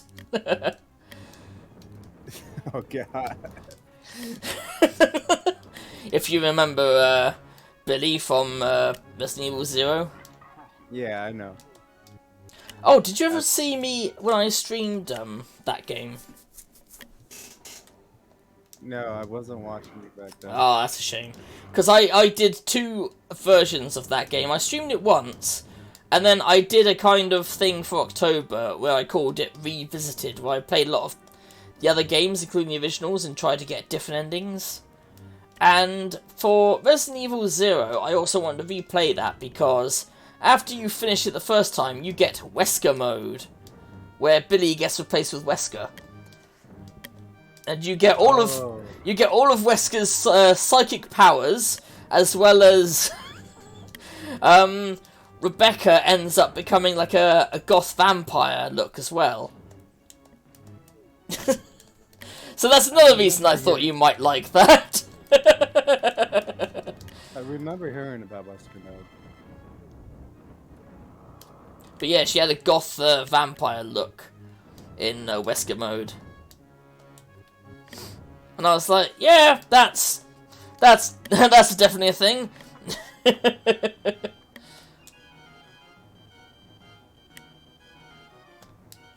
But yeah, it was, I'm sure you can find the image somewhere online, but yeah, she looks pretty stunning in her, like, goth mode.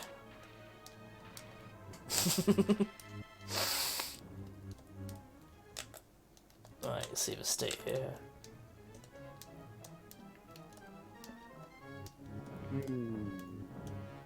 Oh, you found it, have you? No, I'm doing something else. Oh. I could have sworn the way you were going, you were probably looking at it.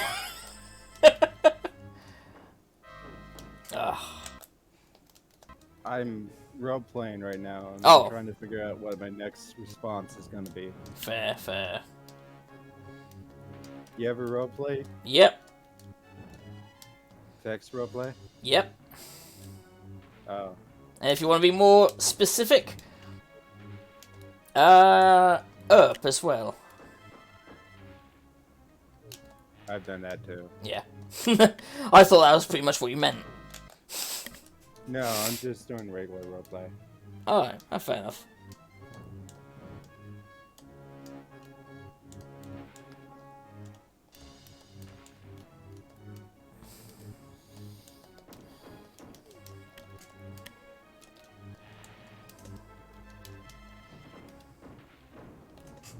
Fucking damn eel.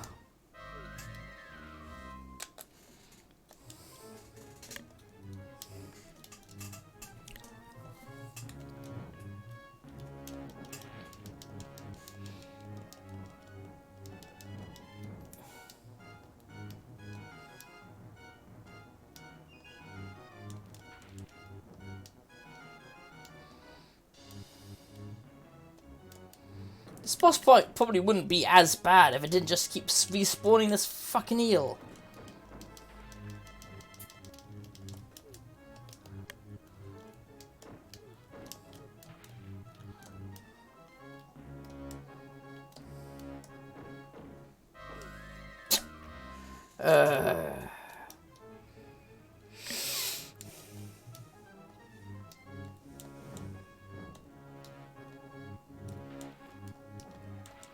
But yeah, I thought Rebecca Chambers looked great in that game. You mean the movie? No, in the game I mentioned, where she was all... the gothic vampire version of it? Yeah, the gothic vampire version of her.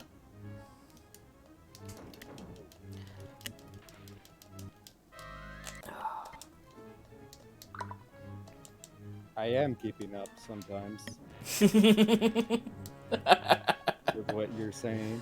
No, I get it. Yeah, there we go.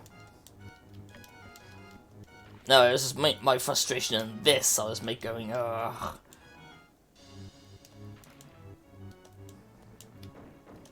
It respawns anyways.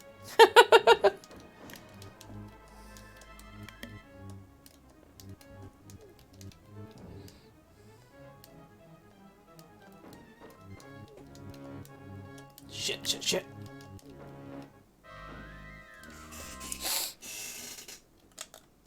God damn you.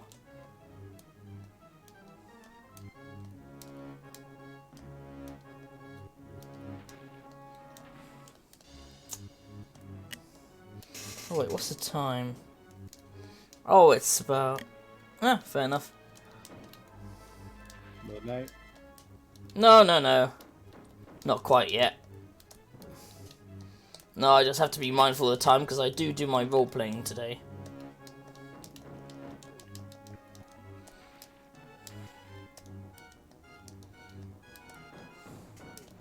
Shattered Star, I think it...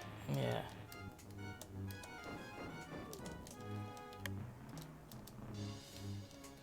Shattered Star, where I play a complete dumbass. I already do that. Well, I play a barbarian. Well, her class is fighter, but she's had a barbarian kind of upbringing.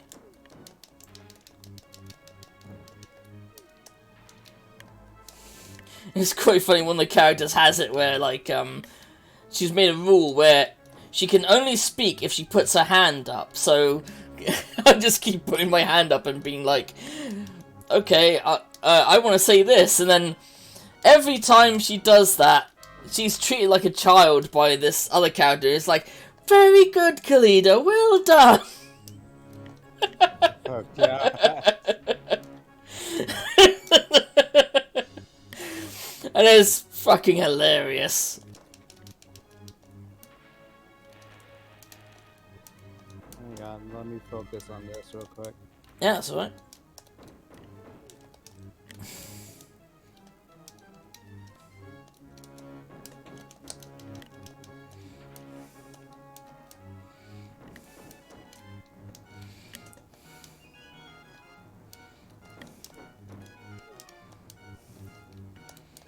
Oh, god damn it.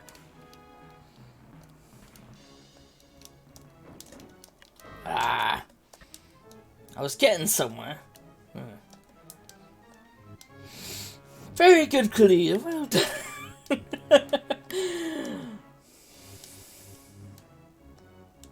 You'll get it eventually. It was really funny with this one other character that also kind of treats her like a dumbass because she is a dumbass. And they went into this room at one point, this character did, and the other people were like, yeah, fascinating room that. Well, my character in this roleplay, well, the main one I had before he died, Yeah. at least, was considered a dumbass, an idiot. But because of that, he was also considered so unpredictable that even the admin, like DM Yeah. of our roleplay, says no one else can play him but you. He's so unpredictable that you're the only one who can play him right. That should be quite a compliment then. Yeah. To have such a unforgettable character that they can't imagine anybody else playing that character. He didn't last very long in the roleplay story. Ooh. His stupidity didn't kill him, did it? Actually did.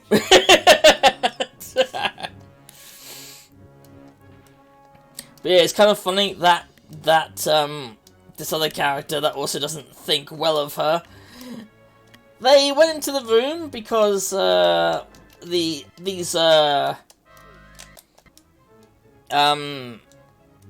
female mercenaries were like, yeah, it's an interesting room in there. He went in there, came back out, and his voice had changed. Now, we didn't know necessarily what this meant until he took his helmet off, where he is now a she. That explains a lot. You're like, yeah, and then, you know, we even point this out to them, and the character's like, what are you talking about? What do you mean, what's weird about me? There's nothing weird about me, what are you talking about? And then we're just like, because, yeah, this character was not going to listen to us, no matter what we said. And then when we finally got out of the cave and got to a river, they look into the river and they're like, what the hell? It's like, well, we told you.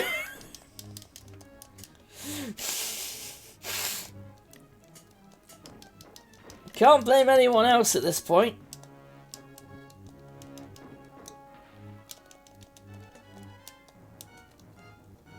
Well, the way my character died with his stupidity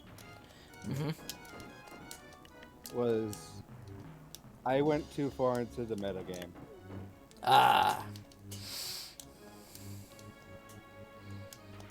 Because my character had this ability to know things. Uh-huh. He just knew things.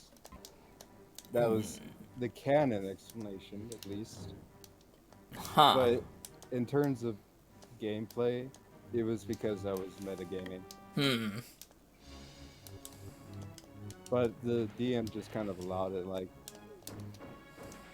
I don't really care that you're metagaming, we'll just figure out an explanation in universe for why he just knows things.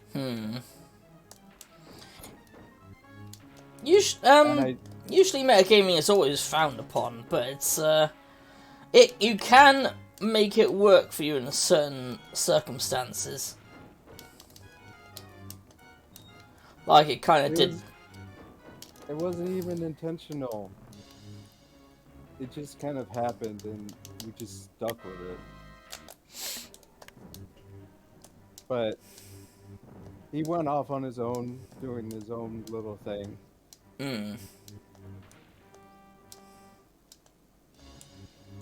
At least that's the in-universe explanation for it. He just wandered off from the group. Don't split the party! He got captured by the main villain that we were after at that time. A mob boss. Alright. This does not sound like it ended well. And because the mob boss knew magic, she used it on him. And killed him like that. It's a magic that uses shadows. Huh. Oh shit. Do you actually use any dice in this kind of role-playing thing, or is it purely purely text? Yeah, at the time it was dice rolls and all that for battles. Otherwise, it was flavor play, role play. That does remind me of a fun game system I experienced when I went to this convention. There was one that was kind of like that, where essentially, the only kind of rules were what role was a success and what wasn't. And it was... it was a system that quite proudly said you can do insane, like, martial arts things. Like, say, you could run towards the enemy that's firing guns at you and run on the bullets. You know, it was kind of a flexible system where there weren't really rules for you running on bullets, but it was like, if you can pass it and you can sell it in an entertaining way, you can do it.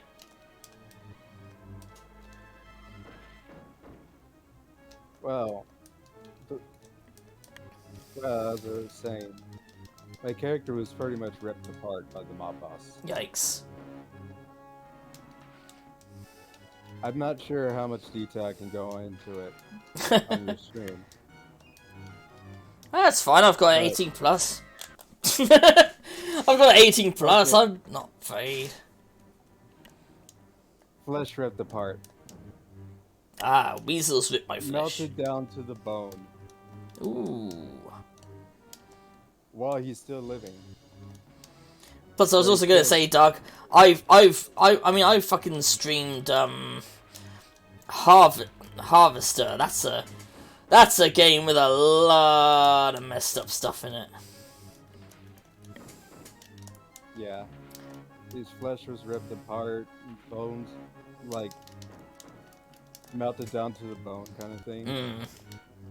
His ribs were pulled out, kind of thing. Which really is a kind of mafia sort of thing there. Melting someone down with acid.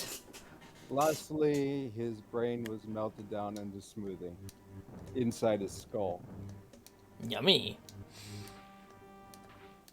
A very different kind of yummy. That did remind me of something that did make me kind of cringe on stream, though, because there was this game where you have these people that have these psychic powers, and different people can do different things. One of them could, like, project images and things into people against their will, and you have a run-in with this person without knowing who they are. They basically get into your head and then made a really disturbing fantasy where this woman that you kind of like is all like, your brain is just so delicious. And while you're in this chair, she's like taking spoonfuls of brain out of your skull and eating it in front of you. Now, for obvious reasons, the game doesn't show you this, but it certainly goes into detail of how kind of messed up it is with the guy even in this imagination kind of enjoying it. He isn't in real life, but in this imagination it's like, oh, he's getting all this, like, when she's eating it, she's like, he's enjoying it as well. Which was messed up as all hell. Oh, and the other thing about my character that was famous. Or infamous. For the sounds of it. Punches things. Yeah, that. Like, literally, his only weapon is his fists. That sounds a bit like. How are they? He literally dented a metal shield with his fist. That. My character hasn't quite gone to that extent, but she does like to go around smashing things as her way of fixing it. Yeah, that's what my character did too. Don't touch that console. Oh, this console literally rips the whole thing out. Which is a moment that actually did happen in the roleplay. Where we were fighting a scientist, and the scientist is like, this console is important, don't touch it. Oh, what, this one? So my character took the console and literally ripped the entire thing out.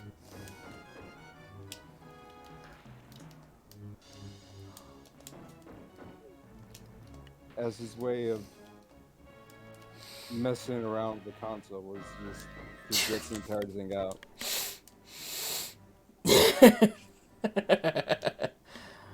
Ooh, this console. I like the look of this console. It was Rips kind of the entire thing out like a spine in Mortal Kombat.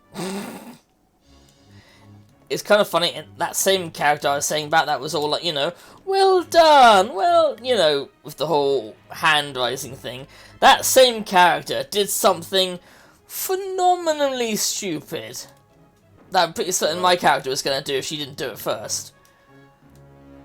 What? They had found the corpse of one of the Rune Lords, which were these powerful and evil lords that lived many, many years ago. And there was a corpse of her that was perfectly preserved. And what they figured was that this was not a corpse, but rather a clone, created via the clone spell. The idea being that when you get a chance, you can relocate your soul into that body. So her solution was to stab it. The problem being is that these lords were masters of magic. Oh boy. So what happened to her was, it seemed like she died, but then the body wakes up. Yep, she's been changed into her body now. Oh, But God. one of the funniest things is, the character was the Rune Lord of Lust.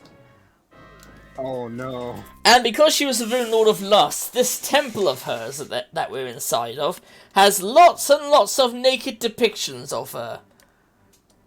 So for fun, we're like, oh, let me guess, naked depiction of this character here. And it's like, it's not me!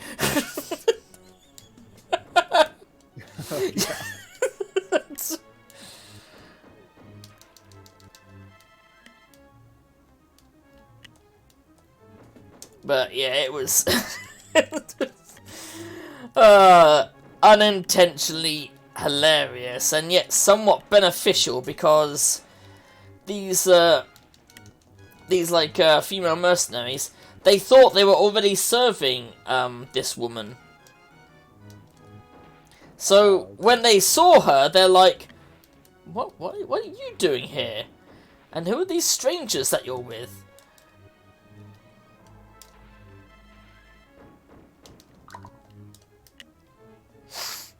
Because, and again, the actual Rune Lord wasn't here. I don't know where the Rune Lord is, or if we'll ever find out, but it was a kind of demon that had taken her appearance that was commanding them around. Which, it was believable, because again, like I said, the person she was pretending to be was one of these ancient wizards that had pretty much their own form of magic. Messed up form of magic. Sin magic, basically. Hence why she was the Rune Lord of Lust. Plus, their whole culture corrupted the god that they originally followed. Like, her tenets were things like wealth, which became greed. Sorry, give me a sec. That's right.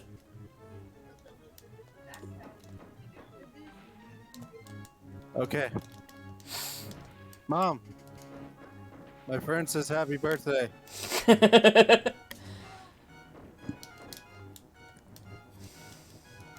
I don't think you heard that last part. She says thank you. Nah.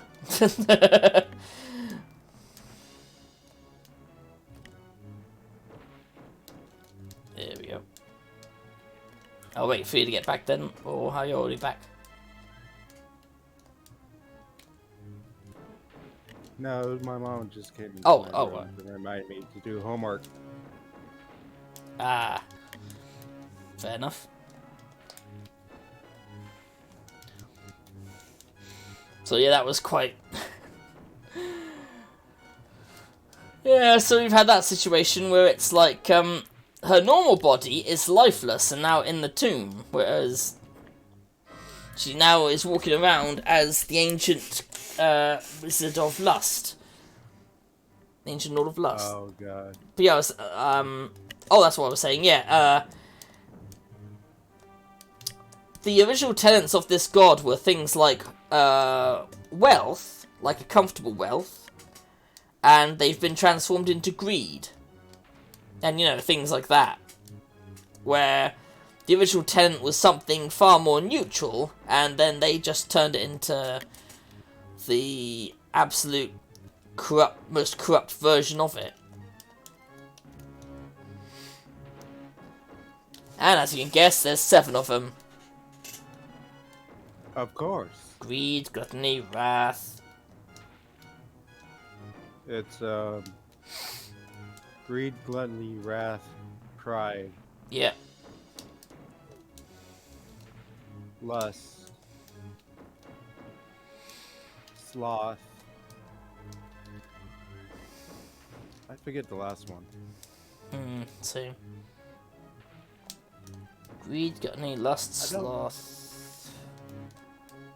I don't exactly remember all of those Greed, 7 gluttony, deadly sins. greed, gluttony, wrath, sloth. Envy? Oh, envy. Yeah. That was the last one. Apparently the Lord of Envy didn't like the one of Lust. I can imagine several reasons why that would be. Yeah. She was also female as well, so she was also kind of... how dare you be sexier than me?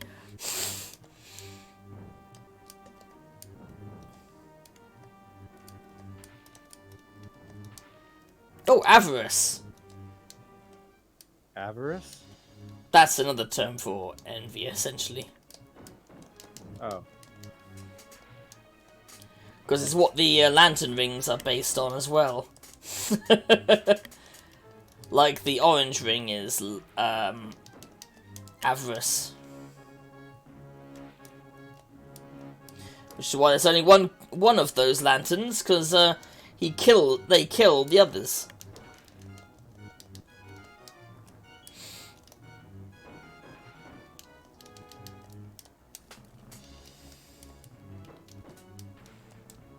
Damn it. There we go.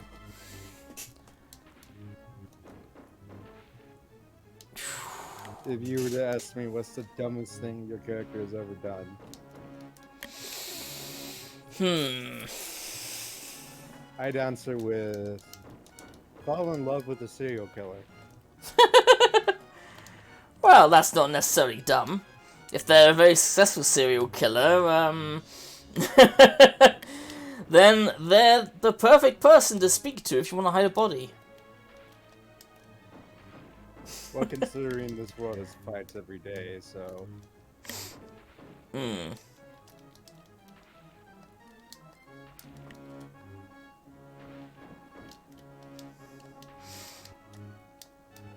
You kind of learned why you shouldn't fall in love with a serial killer. They don't last long.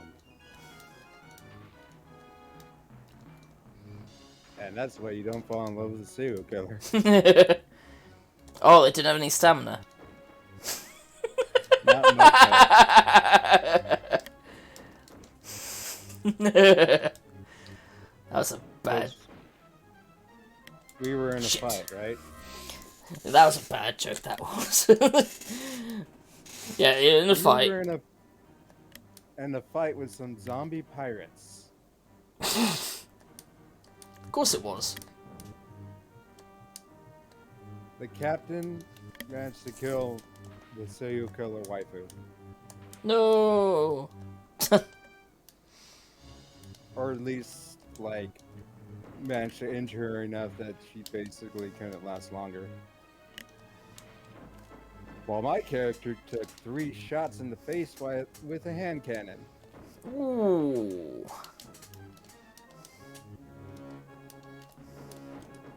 and survived. Yikes. Because, you know, there's the whole health and Yeah, yeah. and dice rolls. Yep.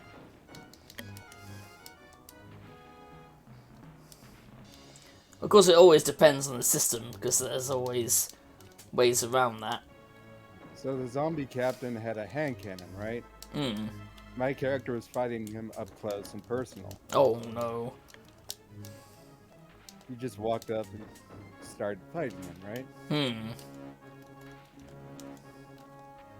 I think it was like twice or so. Yeah. Once or twice. The hand cannon got a crit. Like a natural Oh. 20. Yeah. So the flavor play was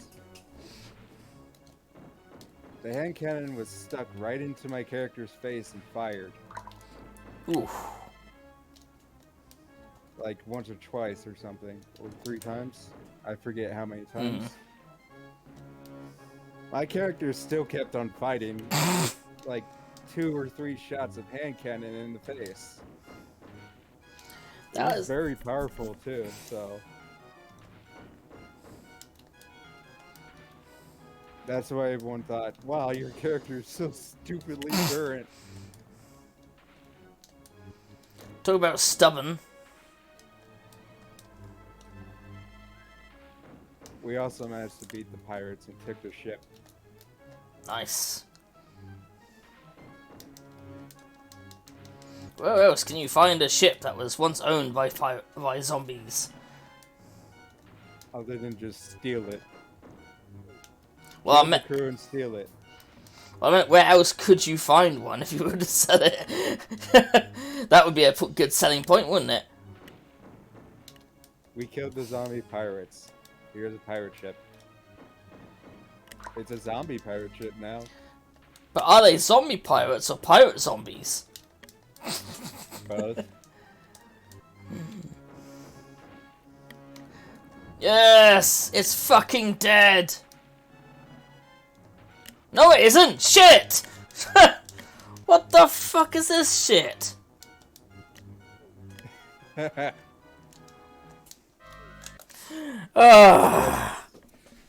Whoops. That took You me want to- so oh, that's long to another- do! And then What? it fucking wasn't dead! What the So hell? long. So long. Jesus. Yeah, like I said, the health bar is nothing to joke at.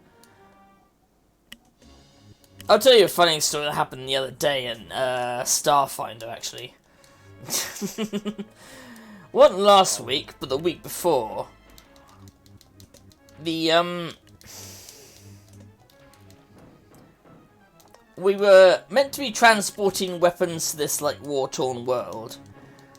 And these people were dicks, right? You know, they essentially had, a concentration camp going on. These were hobgoblins that had owned this, planet, and it was under their control. And we were meant to deliver weapons to them. The problem was, well, the whole thing is it's set up where you're meant to fail these missions. The first mission we had to deliver these berries to this guy on this other planet. We picked them up, no problem. We got attacked by goblins on motorcycles. Again, that was fine, we took them out.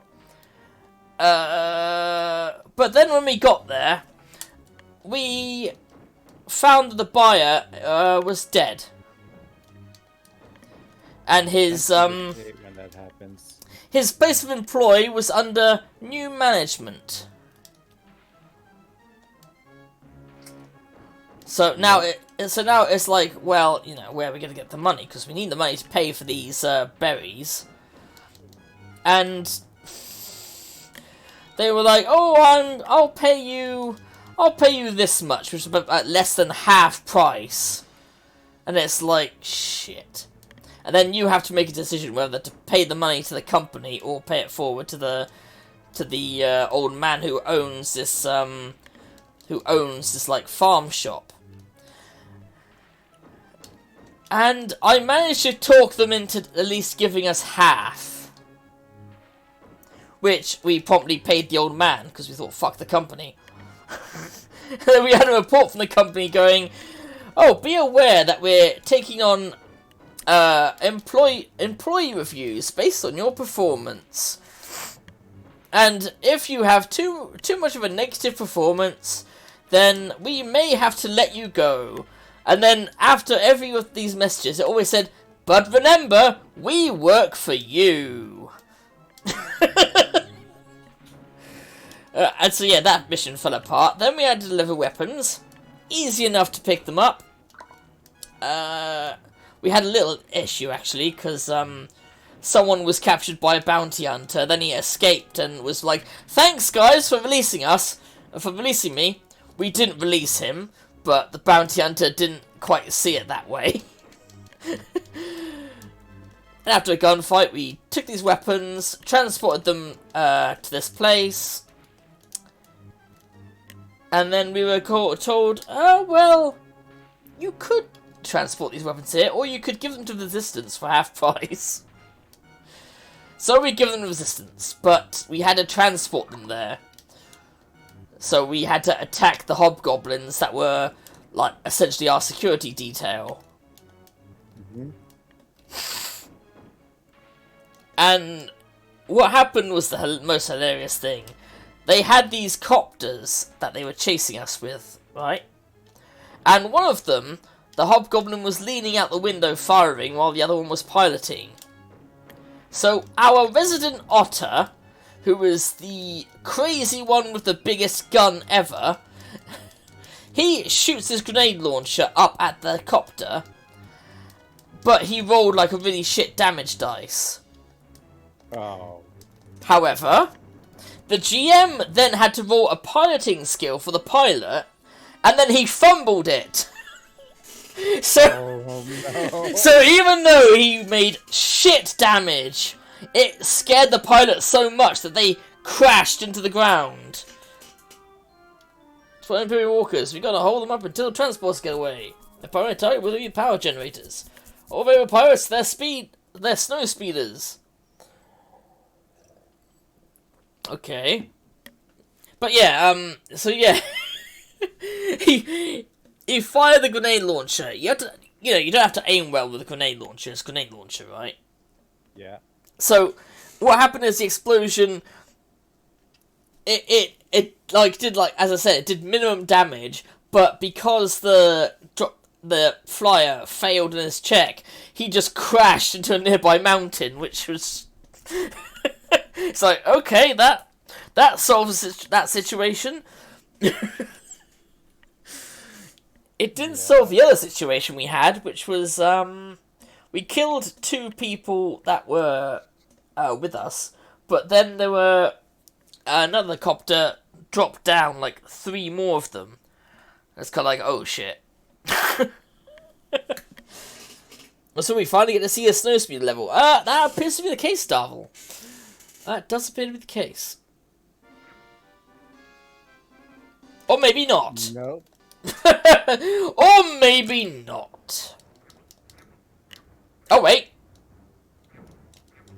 What the hell is that thing? I don't remember this.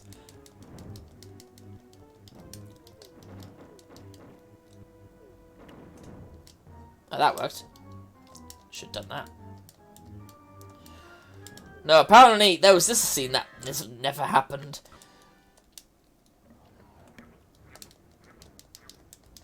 It's the part where Luke has to fight his way to his snow speeder. Yes, because even though they showed them in the 8080s, apparently they had already gotten here. And through the shield.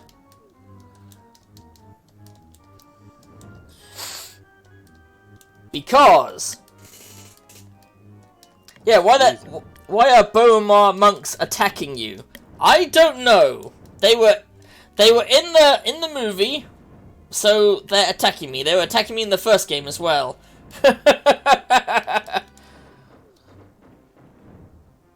Yeah, that's what I thought as well. There were even things from Return of the Jedi in the first game as well.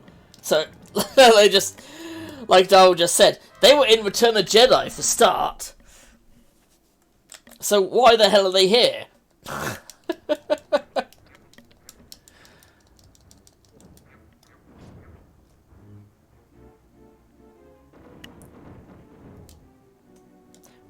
But apparently they must have signed a agreement with the Empire, I guess. Don't ask me what that agreement is. I didn't make this fucking game. So that was just hilarious. The fucking thing exploded. But yeah, that's the way the adventure path was designed. Is that you're meant to fail all of your shipping cargoes. And the GM had to tell us this ahead of time because he said last time he ran this adventure for us, for someone, someone got really angry that they couldn't succeed at all. Like it was an impossible to succeed situation. And I was kind of like, well, in one aspect I can understand it, but I wouldn't try starting a fight with you over it, because of course it's done for story reasons, you know?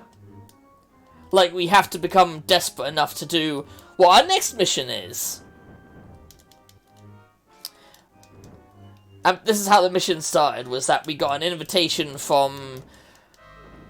Depending on the backstory, I know him already, but he was a person who worked for the Space Triad, essentially. And he... Of course there's a Space Triad. He wants a new technology that's been developed. And that technology is what I essentially just call the TARDIS, because that's what it is. That technology is basically it allows you to create a small compartment that can fit a much larger space inside of it. Hence why I thought TARDIS. And the idea is you're meant to be desperate enough that you accept this thing, because you don't really have a choice.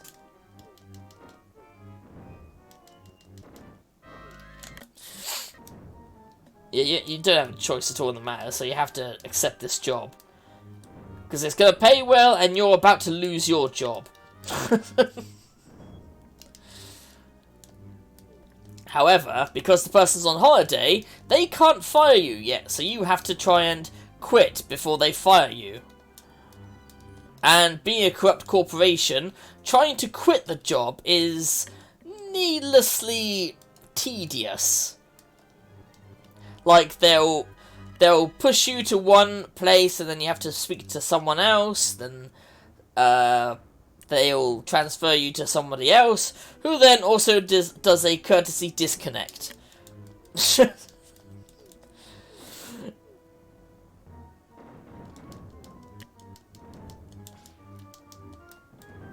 we had to do a skill check to get around that first. Jesus Christ. And we have to steal this starship, basically.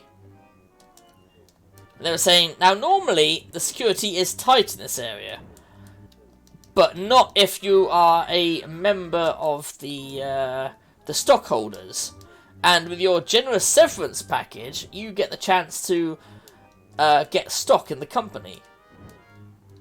So that's what we did. We got a stock in the company so that we had a reason for being there, basically. So now we have to steal this thing.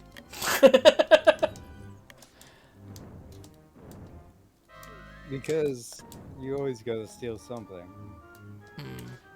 Well, I mean, Starfinder is set in a kind of cyberpunk future. And because it's Starfinder, it's even got quite a few of the Galorian gods in it as well. And races. Oh boy. Yeah, for example, Abaddon Corp. Dawn Corp? Abaddon Corp. Like, I don't know if you know anything about the Galarian gods at all. I've heard of Abaddon. Yeah, Abaddon Corp. Oh. And I did, as a joke, say, please tell me there's an Asmodeus ink.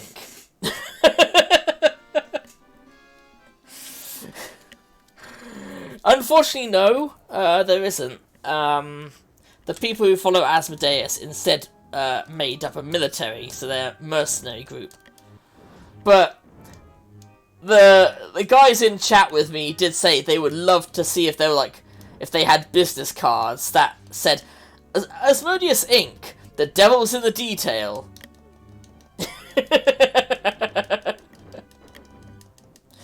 Assuming you know anything about Asmodeus. I've heard the name. God of devils. Oh. Hence, devil's in the detail. The devil's in the details. Plus, they're very into contracts as well in the Galarian world, so it kind of makes sense. It would be like the devil's in the detail.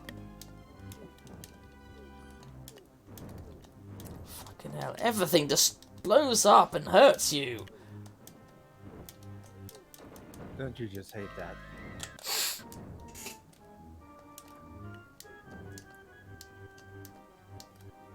I mean, these flying fuckers are bad enough. But then, there's these things that apparently blow up when I touch them. Or rather, when I destroy them. So I try not to destroy them, but it's hard when you're doing those jumps. Nope, that hurt.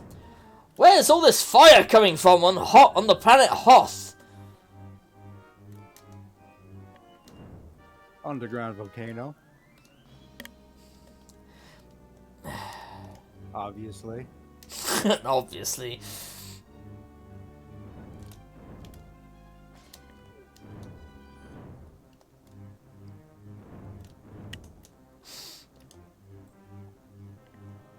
Yeah, basically we have a mission, which is to steal this thing. So far it's worked out fairly well. My character has successfully distracted the sexy woman by taking her out on a date, and I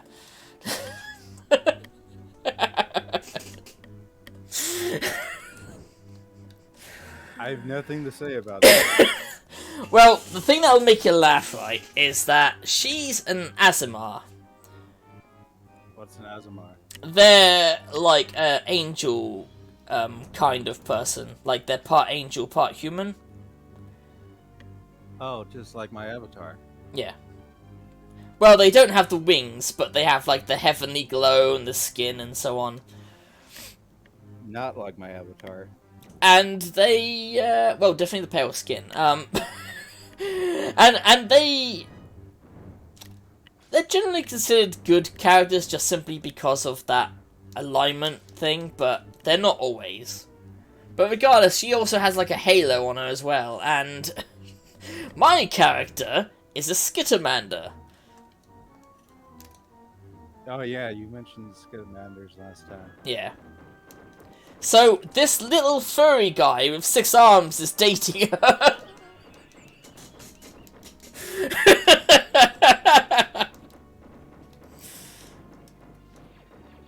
Successfully distracted the sexy lady. Yep. By being an adorable Skittermander.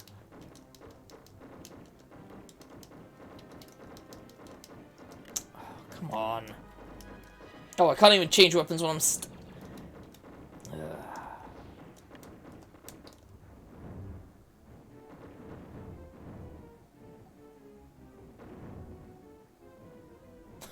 That worked. Yeah, I completely forgot that blocking with the blade blocks everything. Even things that arguably a lightsaber should not be able to block. Like fire.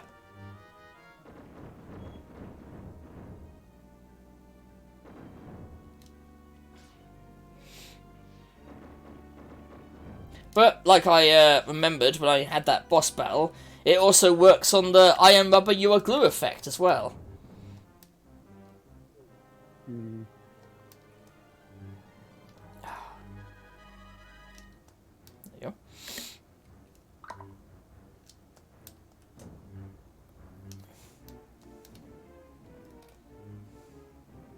Oh, god damn it. Yeah, why is a Bomar monk here? And why does it hate me so much? Oh, damn it. That took care of him.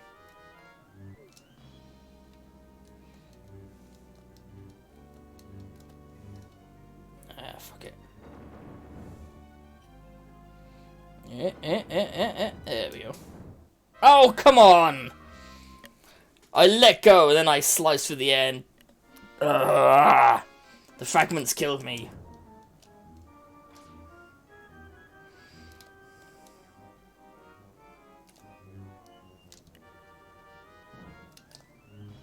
I'm so good at names. Well, you know.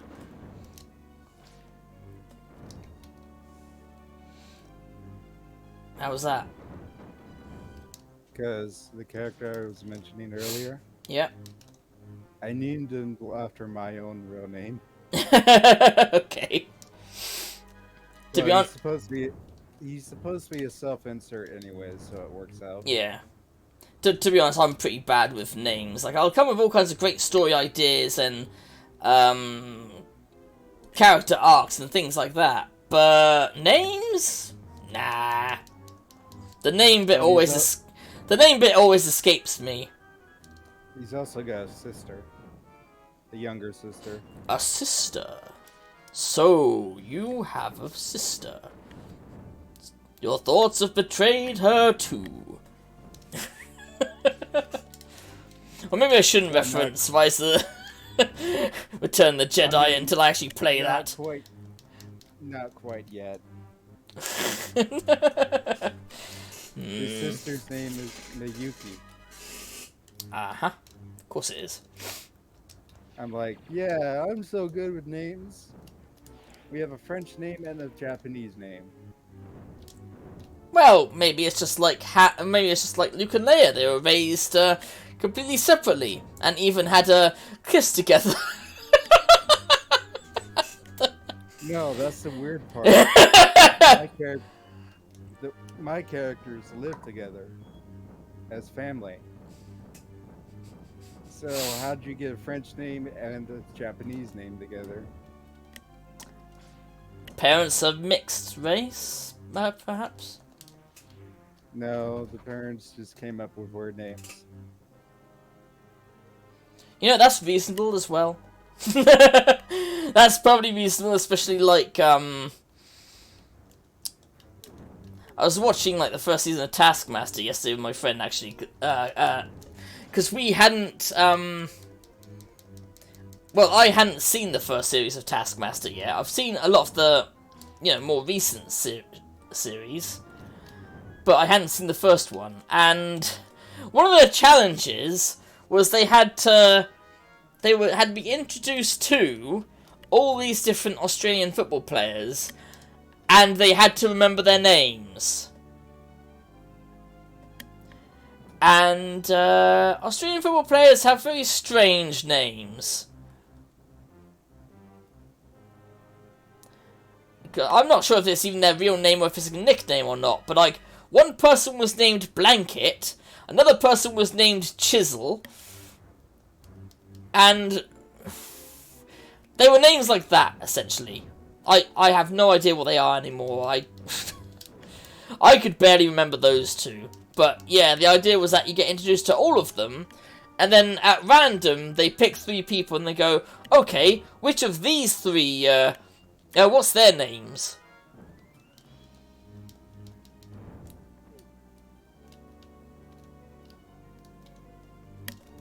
And I swear it was impossible. Well, actually, it kind of was, because everybody had remembered one name, but they didn't remember all the names. They just remembered one name from one of the people.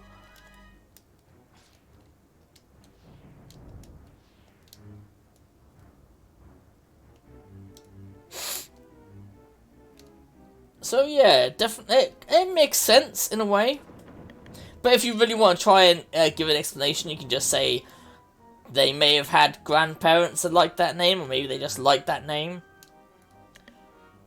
Like how my nephew's mother decided to name her newest kid Roman Oh. Just because it's a popular name apparently. So she named him Roman. So it isn't that unusual. It's unusual, but it's not impossible. You know? You are likely to find that. What the hell? Now I'm on a speeder bike. When did this happen in Empire Strikes Back? When did you get a speeder bike? Just now! But that's the question I'm asking. When did this happen in in Empire Strikes Back? Creative liberties. Not to mention, it's like a speeder bike from Return of the Jedi, but without the long thing at the front. Exactly. Darvel, are you seeing this? The chances are I might have disappeared by now, but are you I feel like I'm going insane.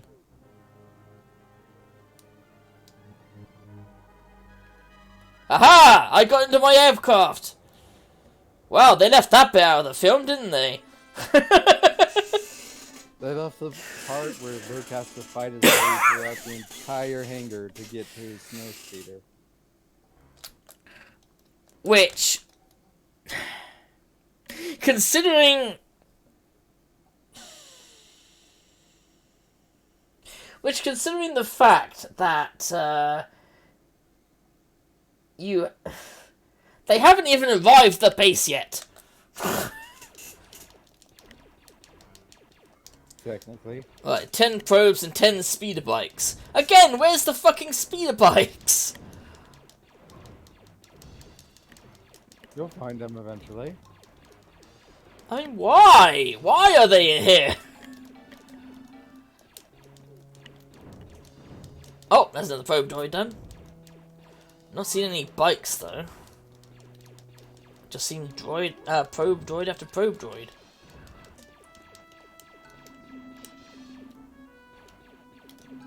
Oh, I see. Ah. Oh, there's a bike.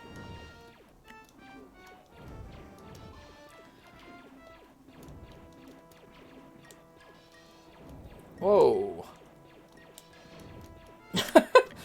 Who's a suicidal muppet who thought, oh, you know what, I'm on a speed bike, I'm gonna knock into him. I'm in a vehicle. I'm in a bloody... I'm in a ship, they're in a little bike. That's like being in a push bike and deciding to threaten the guy in a fucking SUV. It's not gonna work out well for you.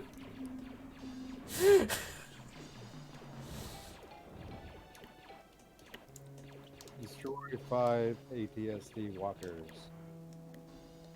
Wait, ATST? Not 8080, ATSTs. And AT-AT. It also says 5 AT-AT. Oh. Well, so far I didn't do much damage to them.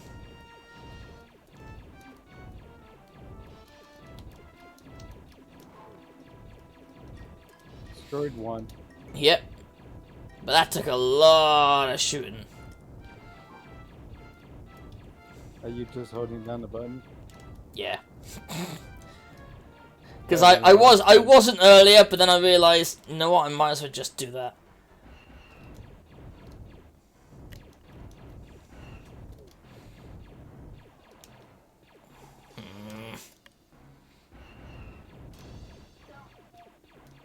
Okay. Ah, shit.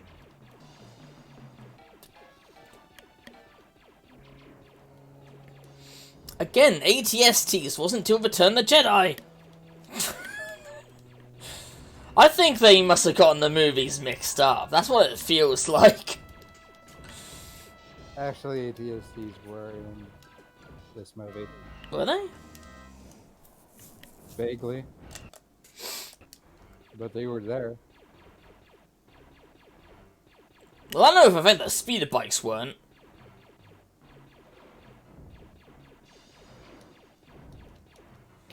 I'm more than certain the speeder bikes weren't.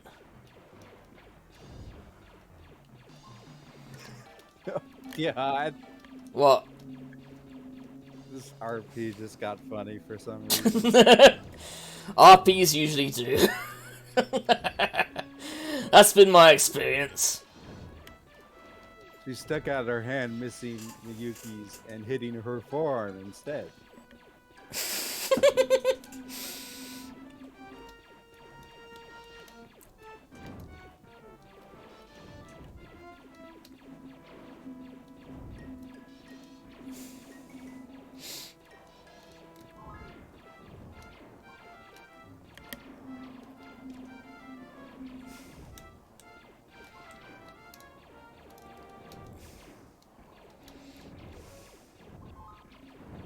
I wouldn't even. Well, I mean, I'm not sure speeder bikes would work in this world or not, but I'd feel sorry for the poor fucking troops that would have to ride them in this snowy planet.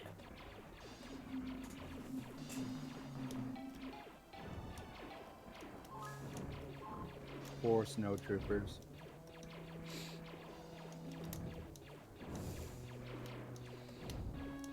Yeah, because I mean, their armor must have been insulated, obviously, but I don't think it would be insulated enough for you to experience the actual cold of outside, would it?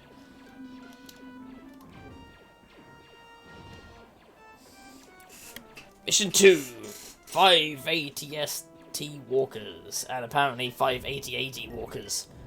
Because apparently your basic lasers can do that.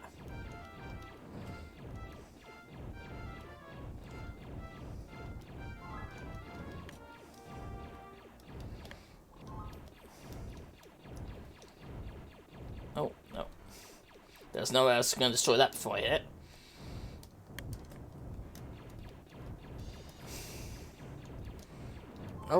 Oh no, it did it.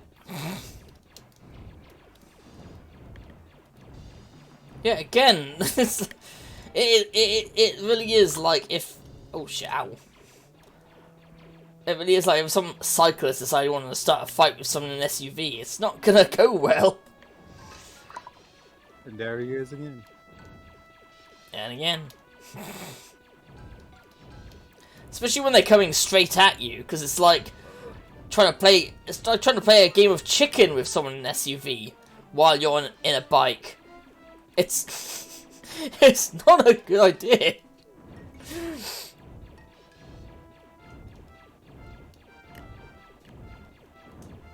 Yeah, destroy 580 walkers. I don't know how they expect you to take on the AT-ATs. That's why I call them the AT-ATs. Yeah. They're probably expecting the same way as I just took down those things by shooting them. But I mean, we both know that that is not generally how it works. Nope. Their armor is meant to be too thick, for one thing. Canonically, yes. Oh, wait a minute. I didn't know I could do that. Huh.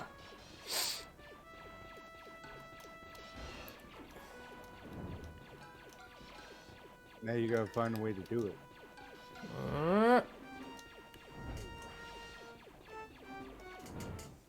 Ah! Whoops. You tried.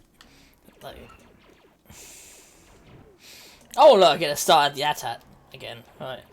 Let me try my other theory, which is this.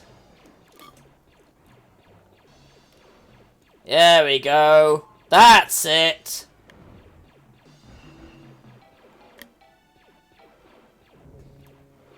Okay, maybe not.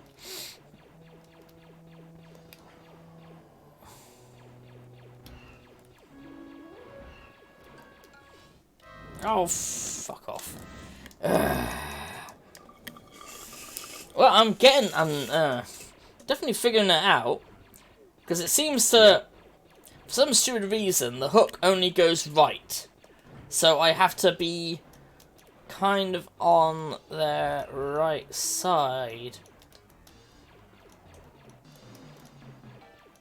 But it's also hard to do this, because unlike Rogue Squadron, it's not showing me the AT-AT, so I can't look at it while I'm spinning.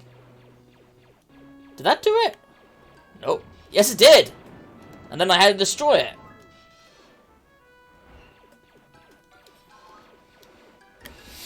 So I must have done it last time, I just didn't shoot the thing, because apparently I meant to shoot it after I knock it down. Just like the movie!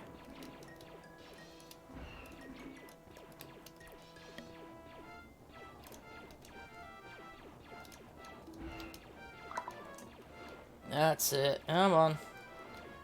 Spin! Spin!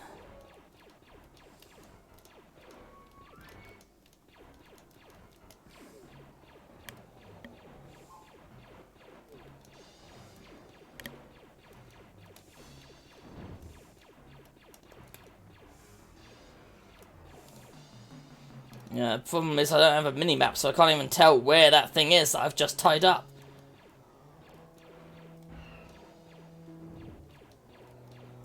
I'm just gonna have to pray I see it and shoot it down.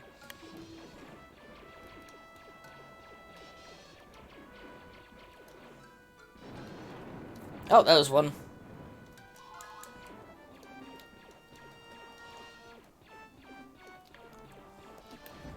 Oh shit. I thought that was the one I knocked down. At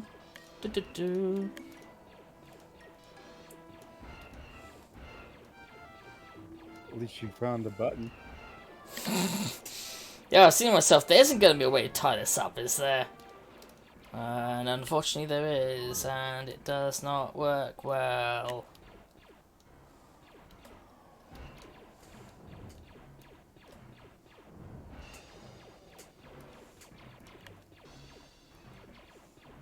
Two more. Then the mission should be over. Well, no, the thing is I have to destroy them as well, but I've That's not what I meant. found them.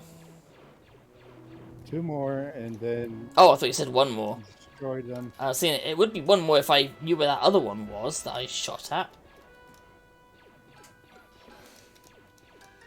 Oh, God.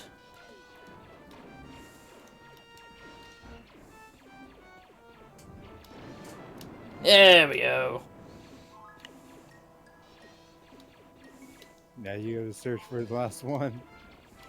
Well, I think, like, with quite a few of these things, there's not just that many. There's probably like an endless supply of them, you know?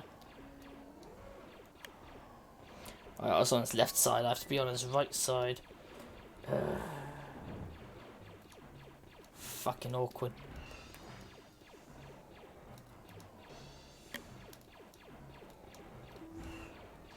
Now, in the Rogue Squadron, it didn't matter what side you were on, it just mattered that you pressed the button at the right time to tie up the bastard. Yeah. Oh, did you play Rogue Squadron? Oh shit. It was one of the first GameCube games I had. Fly towards Last Walker. What Last Walker?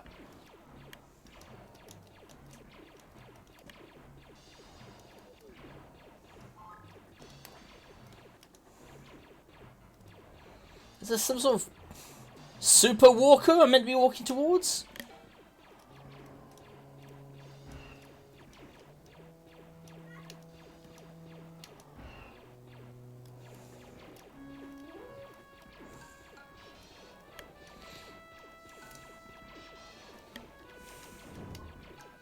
That'd be good if you give me Imagine if the Can you imagine if the Empire actually did have a super walker? the Super Walker. Does this fly towards Last Walker? I mean, what am I meant to do with it?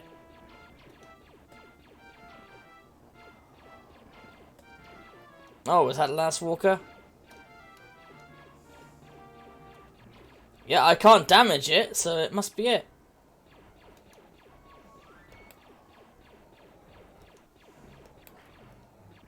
You can't even tie it up.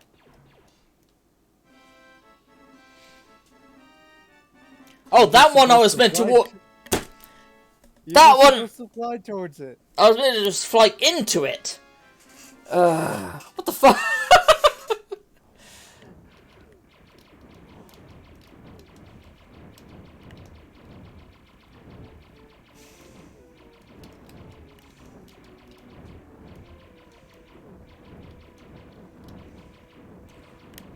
What's worse is that the shrapnel is still hurting me. When the hell did the stormtroopers get jetpacks to... Oh god. Why?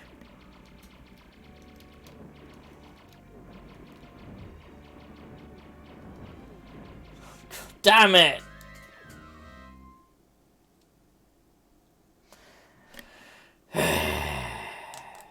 Fuck you, Yoda. All the way back here now. Whoops. Yeah, I should have saved another save state earlier. Ah, never mind. What's the time now? 11. Got a while yet.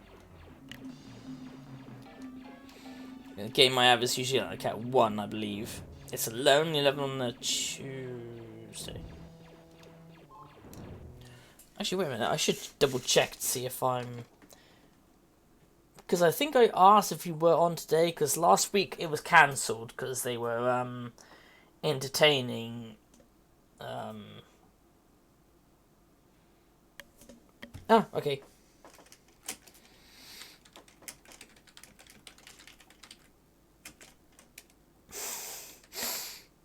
Yeah, okay, we are on today. Yeah, because last time it was... Last time everything was cancelled because they were having people over and stuff. So they couldn't just game. It's a bit of a shame. And because they're a couple, that they were also both hosts of the Monday and Tuesday game.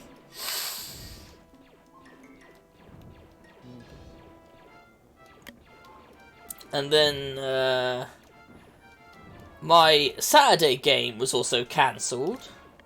Or it's my Saturday Pathfinder game was cancelled. Because the chap was going to pick up his girlfriend at noon that day. Which in the time zone meant that he would have been a couple hours late for the game. So it was kind of like, yeah, can't make it. And we were all like, yeah, that's fine. We're all pretty, we're all pretty laid back group, so...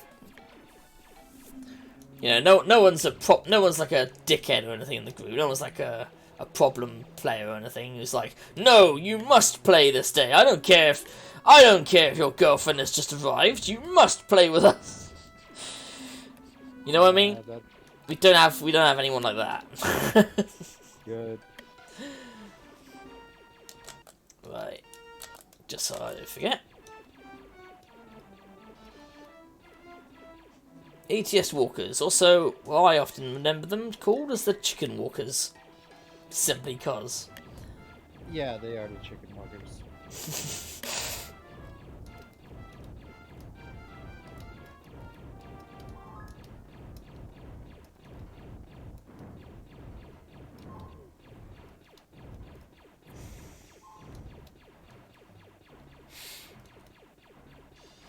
But the other Saturday game, which is the Starfinder one, is fine. But that's something I've learned when looking back at my days. Like, I just kind of realised, oh shit, Saturday is my really busy day. It really is. Because it's the...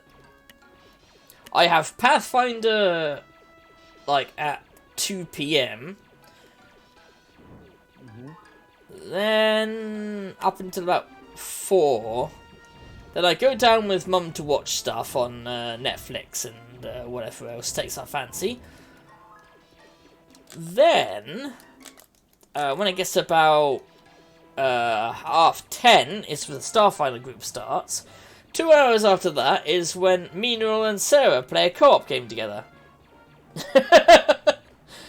And on some days we've not finished until God knows what time of morning. So, that day is a really long day for me. Yeah, I can imagine. Not on purpose either, so... Turn around. Oh, it did get destroyed. Huh. Right, be on the right side of it.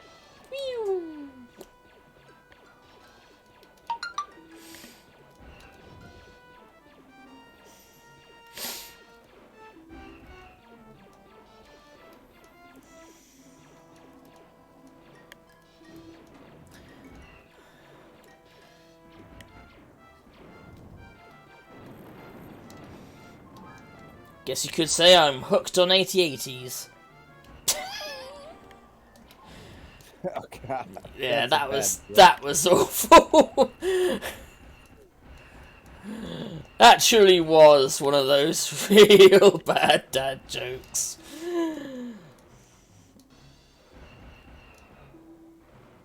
Come on, you bastard. Trying to think. Battle of Hoth, and then what happened after the Battle of Hoth? I'm trying to think of what would the next stages be. I assume we're gonna go to Yavin 4 and deal with Yoda. Dagobah. That's it, Dagobah, not Yavin. Why was I thinking Yavin? I don't know.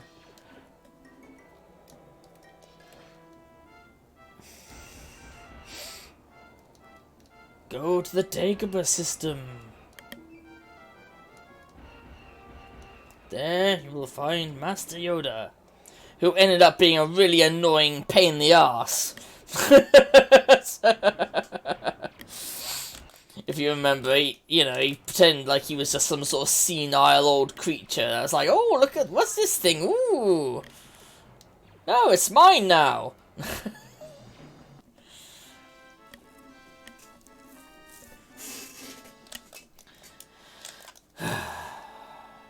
And now I have to do another side scroller, but this time with the bloody ship taking on the speeders and people in jetpacks for some frickin' reason.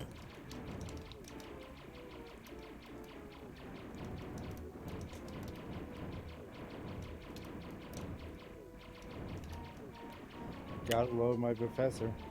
Pun? Gotta love my English professor. Oh, what is that? She understands the troubles we're all dealing with and is proud of us anyways. Oh, that's awesome.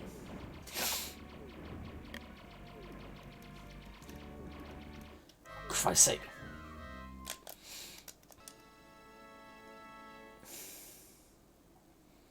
There's so much shit on the screen. How the fuck are you meant to dodge that?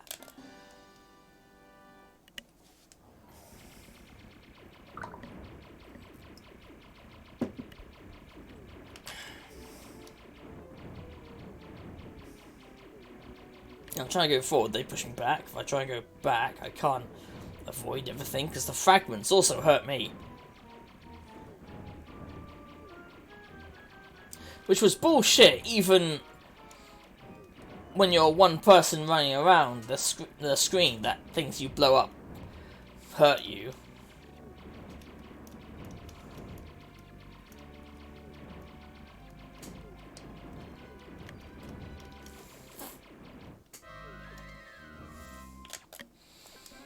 Right, how the fuck am I gonna get through this? Actually, you know what? If I stay up here, I should at least miss the bombs.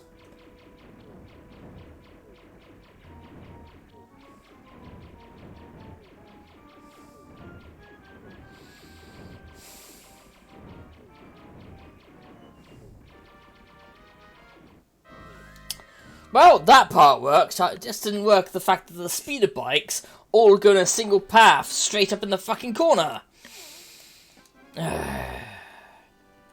Jesus. Well, I think now I know why I remember Return of the Jedi far better than I did the other games. Did you actually beat Return of the Jedi? I won't go that far, but I did get far enough that I was in the jungle and I could even play as Wicket. I remember that.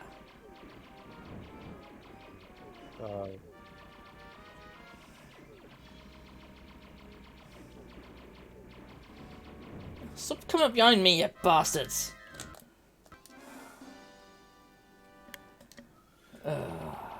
This is gonna be a rough level. Yeah. It's probably gonna be the last level I'm gonna be streaming tonight, because I can't see myself getting beyond this anytime soon. Pardon you.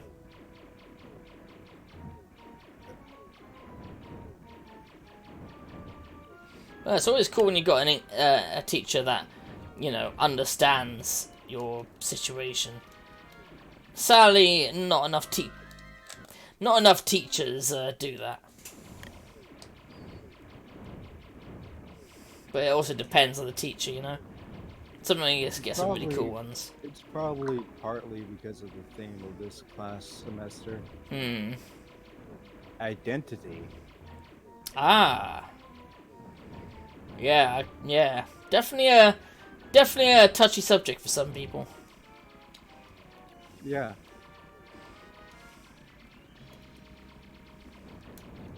Though we do have a touchy book that we're gonna read. Oh God. For this class. What book is this, do I ask? Harry Potter. Oh, that's a spicy one. I think our teacher knows that Harry Potter has been problematic in the past. And that's It is very problematic. part of the reason why she wants to hear our opinions about it, because she loves the books. But she probably knows the problematic parts of it. She still loves it anyways, because you know how it is. Oh, did you hear about JK's newest book? Oh boy. I'm guessing you haven't? Nope. Well, once again, what happens is, it's about someone who bullies a trans person online, and then they get killed. That doesn't Totally sound not a reference to what she's been going through with the disgusting shit that she says online. Totally not. No, I don't know. I don't know how you could possibly be seeing a link there.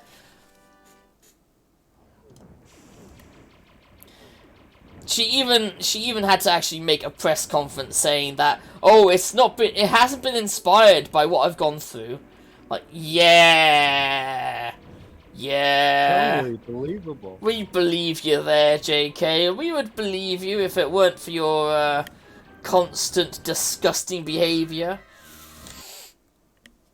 Because the other books that she's done in this detective series have also looked down upon trans people and had it where the detective also makes certain to threaten a trans person by saying how they'll end up in prison and getting raped repeatedly. Unless they do what he says. But I'm sure this story idea was completely unrelated to anything in real life. The Ink Black Heart. Oh, that's it, is it?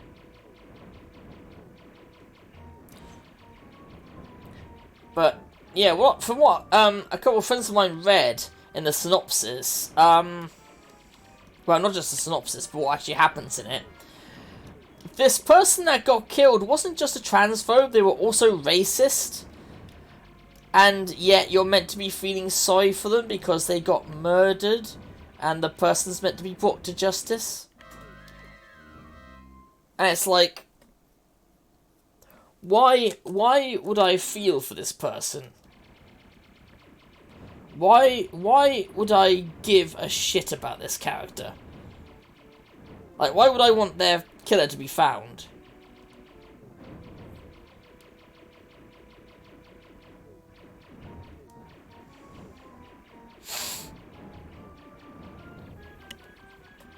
But yeah, yeah, she's just gotten worse over the years, really.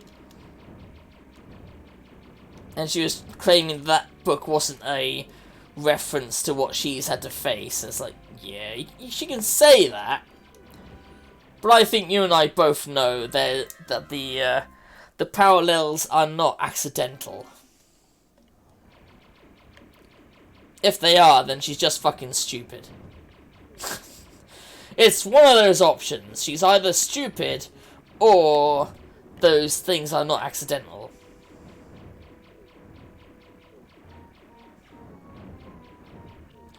But yeah, so like apparently this character is also racist, and you're meant to side with them. Which, I mean, fuck that. Racist, ableist, and transphobic. Oh, great. So the full package deal, and we're meant to feel sorry for them because we want their death to be solved, apparently. Well, considering the villain of the book is a misogynistic incel. Oh my god, It's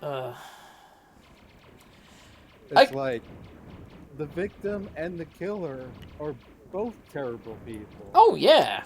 I'm not being pro-kill people, but at the same time, it's hard to see the victim as a innocent in all of this, you know? Yeah, like, at the same time, it's, like, not a big loss. No.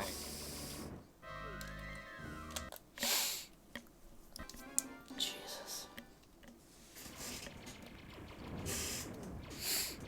But yeah, I think my teacher just likes the Harry Potter books because of the series, not the author. Yeah, which there is a term called death of the author. Not meant in any kind of violent term, obviously, but more in regards to separating the author from their work. I think that's what my teacher does. I think that's what At she's least I trying hope to so. do. Unfortunately, there's quite a lot of questionable things in her work as well. Like the goblins, for example.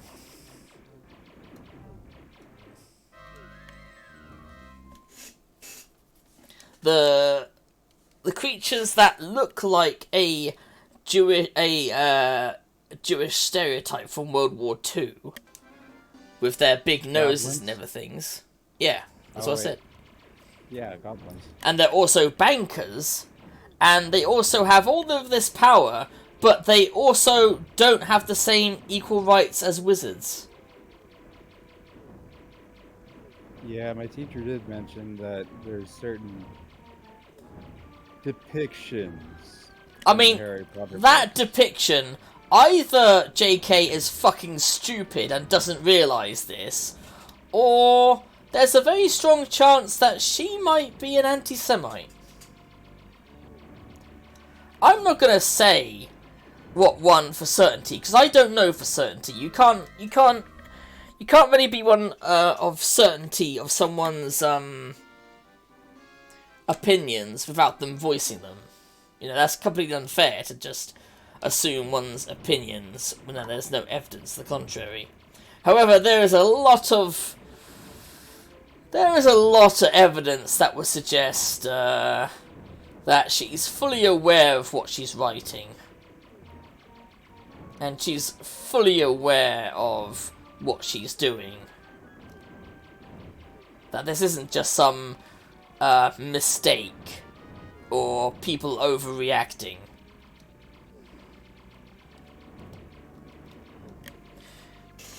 Alright, hello there, geek. We were just discussing J.K. Rowling, apparently. Yep, they've got quite a lot of sentences frame it. But the other books are better. Her other books are worse. No, I mean the other books from my class. Oh, okay. What ones are they? Dr. Jekyll, Mr. Hyde. Okay. For one. That one. I forgot the. Oh, sorry. I forgot the other two. I know when I was in school, the Dr. Jekyll and Mr. Hyde. I can't remember if it was something. I think it was just something we were taught. We weren't really allowed to have opinions, but just to like listen to opinions. And that's British schooling for you. And it was pretty much that the idea of the drug that he uses and he becomes a different person is a reference to alcohol. Oh. Because of how it changes him and how addictive it is. I can use that when we're discussing the book. Yeah. I can't give you any sources though, because this is years ago. But I think something the teacher pointed out was that it could be seen as a reference to alcohol, or you could argue, you know, certain drug abuses, because it does somewhat make you a different person. But even some people, even when they see the damage to themselves, they still take it, you know? Yeah. Like, for example, crack. Like, you see the kind of teeth people on crack have. They know they've got bad teeth. But they're not stopping, are they? I'm not at liberty to comment anything about teeth, but yeah. Well, me neither, to be honest. But I mean, specifically in that area. Oh, fucking hell, it's over with. Oh, no more fucking flying that bloody piece of shit aircraft.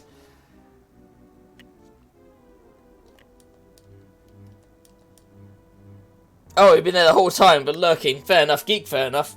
I know you've got work and stuff to do, so I'm not going to hold it against you. No one's going to hold it against you, geek. Nah.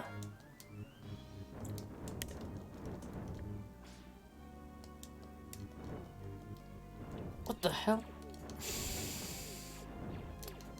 Oh, that had to be spawned, didn't it?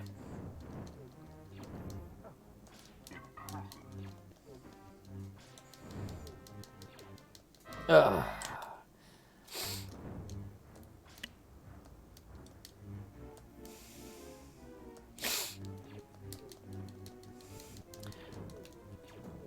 Yeah, something my friend pointed out about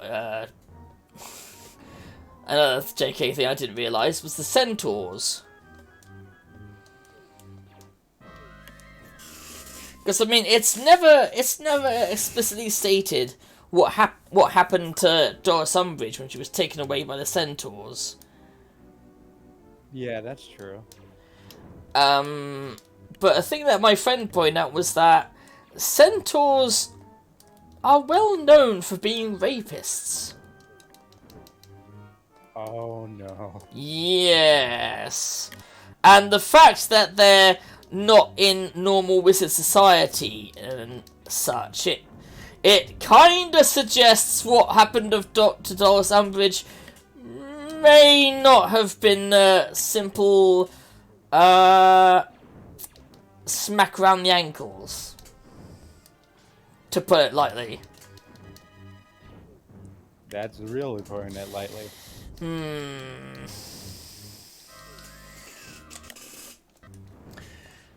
I mean, it's so much a thing with centaurs that the only one that didn't do this was the centaur Chiron, who was, I think he was a teacher to one of the Greek heroes. I can't remember which one, but it was pointed out how, unlike other centaurs, he doesn't do this thing. That it's unusual.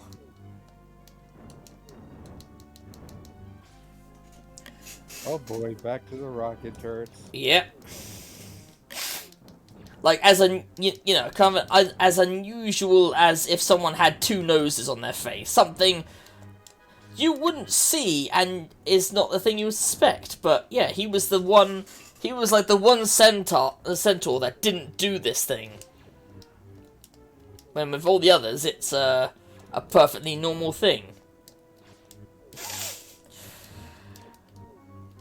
And there was never any evidence given as to what actually happened to Doris Umbridge, was there? She did come back. That that doesn't.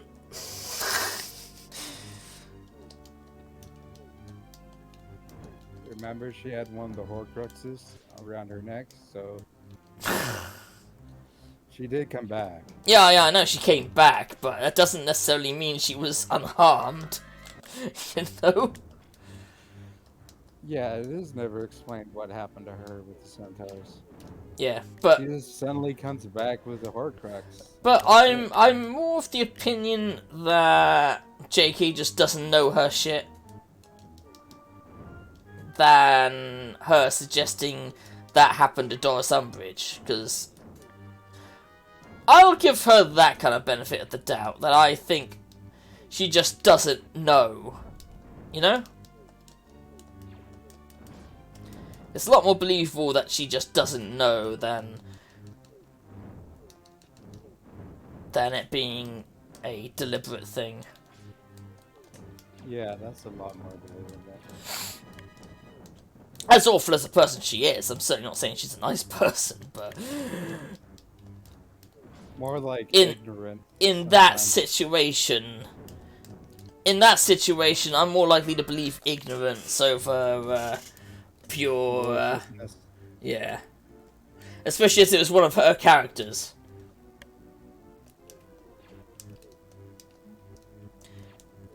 That she emulates far too much online. You know? But like I said, it's more likely to be ignorance in that area.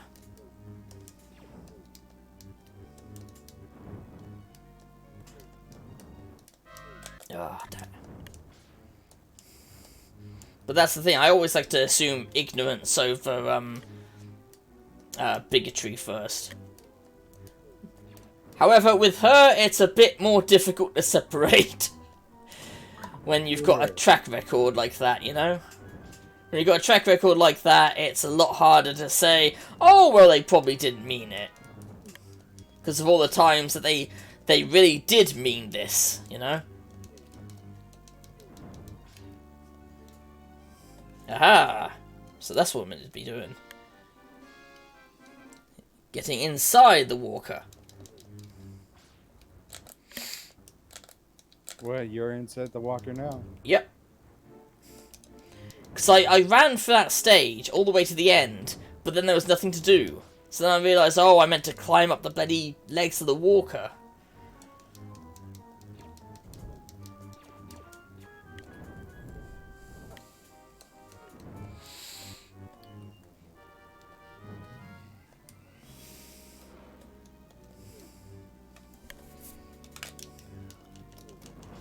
The hell are those robots? I've never seen them before.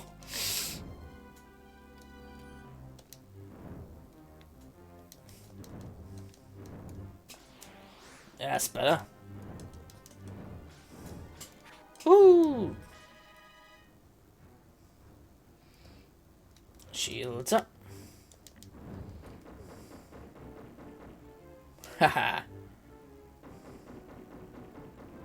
Stop hitting yourself, stop hitting yourself. God.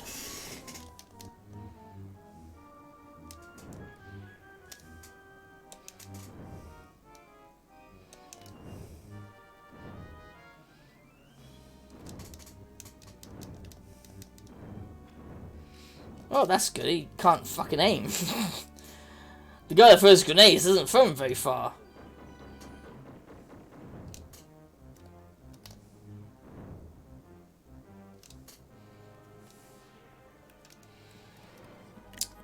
Let me put my guard up because I can't. He shot himself somehow.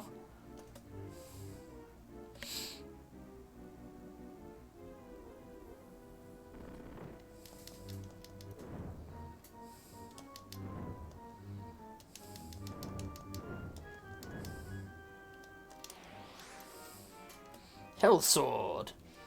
I still find that funny. It's called a health sword.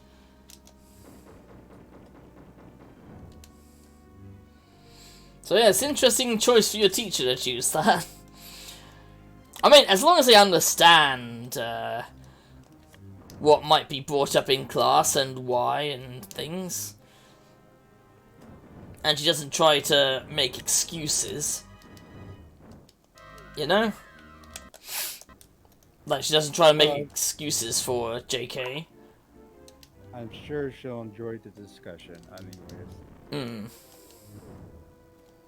I mean, some people will legitimately, you know, enjoy the discussion anyway. Even if it's something they love, you know? Because the discussion is mainly about identity anyways. So yeah. If someone says, my identity is trans, she'll be like, oh, cool. Or something like that, right? Because that's the theme of the class, after all, is identity. Yeah. And the reason why she picked Harry Potter, specifically the first book, Mm-hmm. is because of Harry figuring out his identity throughout the book. His identity as a wizard, what he's supposed to do, what he can do, and all that. And the funny thing is, putting it that way, it makes it sound like it would be the perfect thing. You know, JK's behavior aside, it would sound like a pro-trans story. Yeah.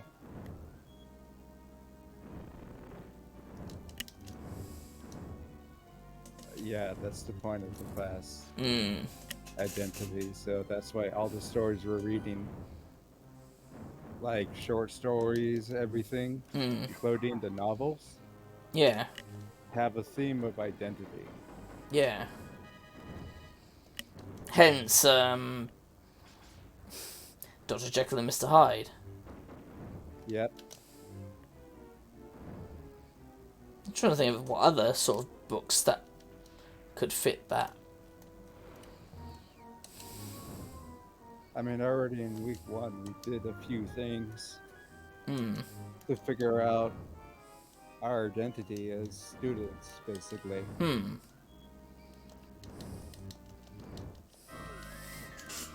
That's interesting. I'm sure Sandy would enjoy week 1 because it has her favorite musical in it. Oh, wasn't that Hamilton. That's it. I don't. I've never heard the thing beforehand, so I've never heard of that musical before Because anyway. So the last thing we did for week 1, for the Monday to Thursday part of it at least, was we listened to the song Alexander Hamilton, the first song from the musical. oh, I think I remember her listening to that on stream. Alexander Hamilton. I don't even know who that is. He's one of the founding fathers. Yeah, I thought his name sounded kind of familiar. But like I said, you know, the education here wasn't very good. Yeah, you did mention that earlier. I mention it all the time, to be honest, because, yeah. Because British education. Yeah. I mean, it's got the same kind of problems as a lot of American education has. Just the kind of American whitewashing education. of history and, no, we had nothing to do with this atrocity that happened. I don't know what you're talking about. You know? Oh, just like American education. Yeah, exactly. Exactly. Painting World War II as if it was a good guys versus bad guys situation. You know? Which I'm not saying the Nazis were good people, but we weren't exactly innocent either. Especially in regards to something I learned not too long ago myself, which was the pink triangles.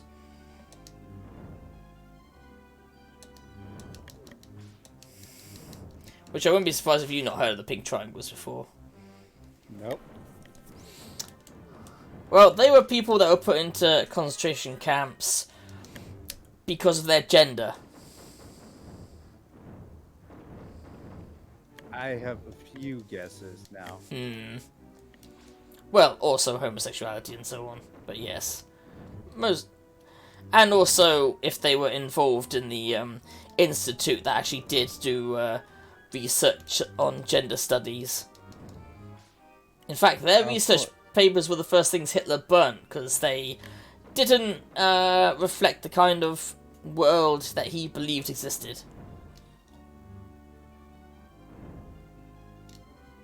Of course. So there's all that research that has disappeared. Which could have been quite valuable research that we wouldn't have had to revisit, but, you know.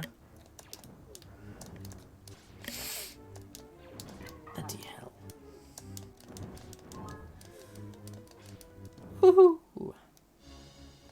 What the hell? I have to... What? The fuck is going on here?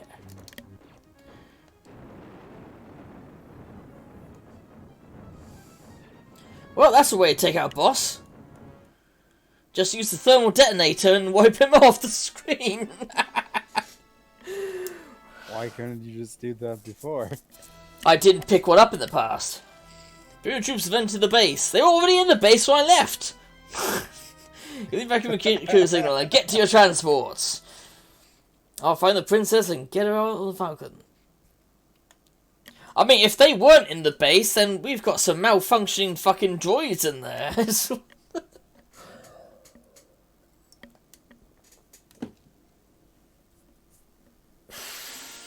Some really malfunctioning droids. Ah, now we play as Han Solo. I'm Han Solo, I'm Han Solo, I'm Han Solo, Solo. Yeah, as awful as it is, that song gets stuck in my head way too easily. Even though it is an awful game as well. Very awful. But they do base it on catchy songs. For example, I'm a princess in a battle.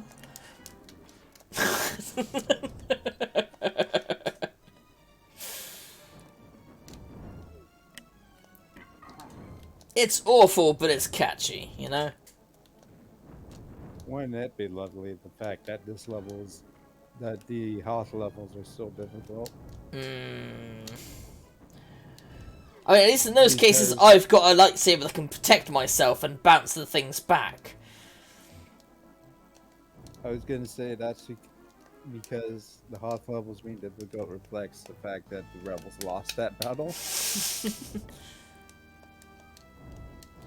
What's that? Completely and utterly. Yeah. Lost that battle. Wait, where did they expect me to go? Oh shit. Load stay, I haven't. I'm back to here. At least you have a thermal detonator. I'll see if I pick one up again. Because the boss was over here. I still got my extra life though.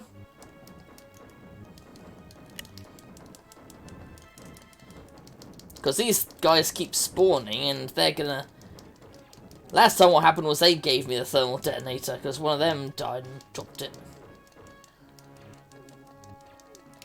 Because the only other way I'm gonna be surviving that is pure fucking luck.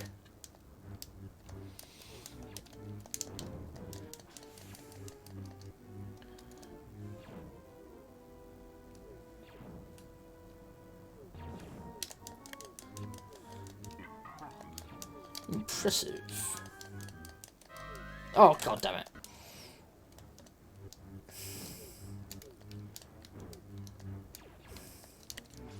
Their weapons would have to do a ridiculous amount of damage, wouldn't it?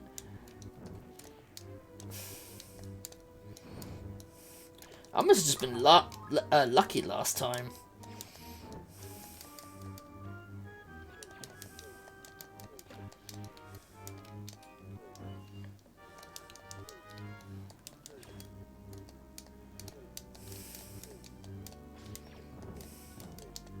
Die!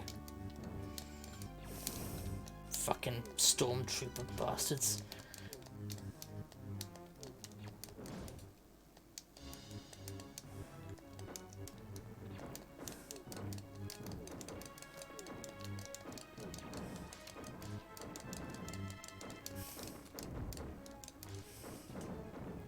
What happens if I block?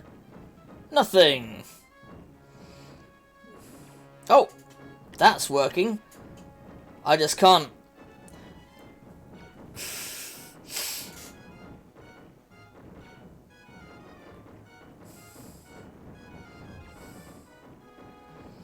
Alright, that one in the middle, that one right at the end is going to be a bit of a pain.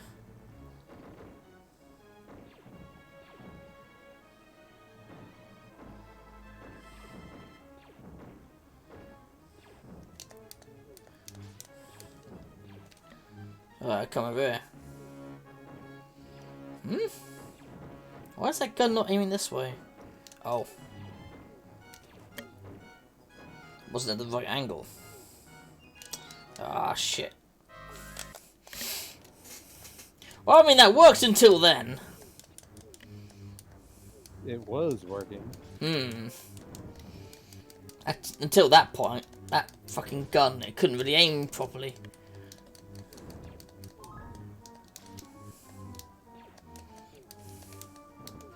Might as well get that extra health, extra life. There we go, detonator! What the hell? The screen hadn't loaded yet. The screen hadn't loaded yet. That's bullshit. Just when I got a detonator as well.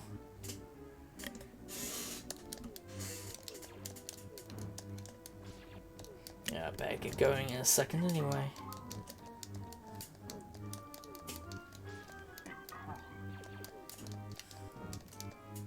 It's impressive how my son dies.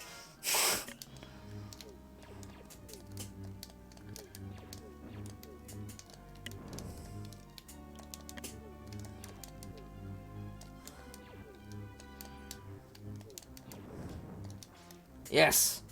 Right now.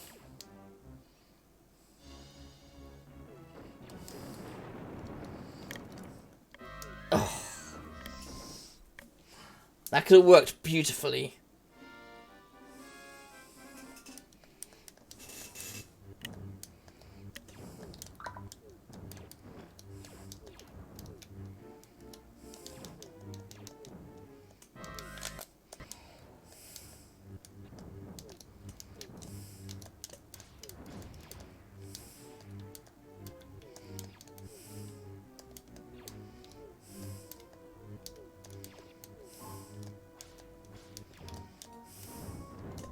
Yes!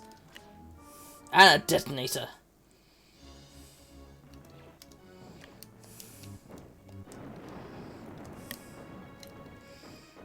There we go. This'll work. Only when the shield goes though. For some reason it doesn't deflect when the shield's on, it just absorbs the damage.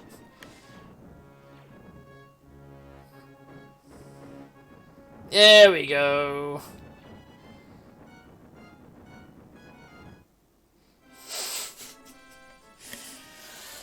Well, if it weren't for those flying bastards, that would probably be the easiest boss we've come across.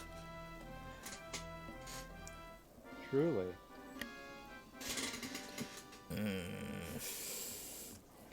Just looking at the time now. Come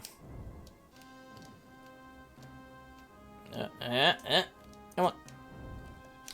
Oh, now it... The moment I stop there, it does it.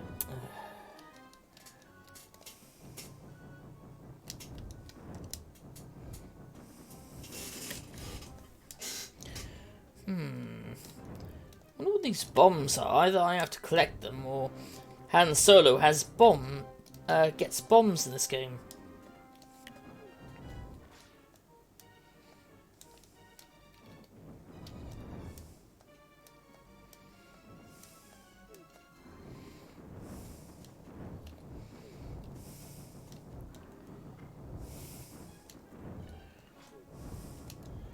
Dun, dun, dun.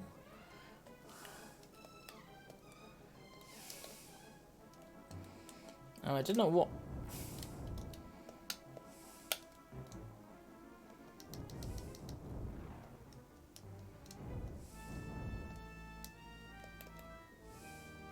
What are you supposed to do here?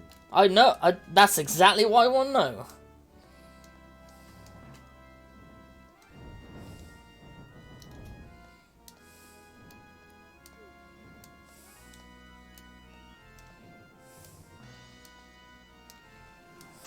What? Oh, wait, what? Wait. What? You've got to be shitting me! Thank you for explaining that, game. You have to Press down and it moves. push up and it goes right. Push down and it goes back.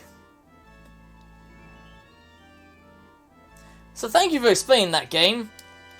It's not like I needed to know that important bit of information.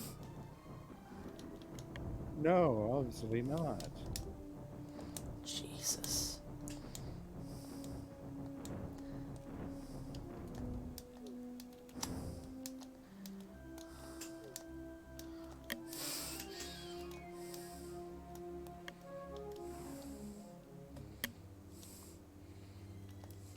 See, that one I could at least see arrive. But yeah, I think I'll stop it there because I'm going to be starting the game about half an hour-ish. Where am I going? Where am I going? Oh, yes, I need to raid into someone, but not sure who. Oh, yeah. Better put the display thing on. Who should I raid? Who should I raid?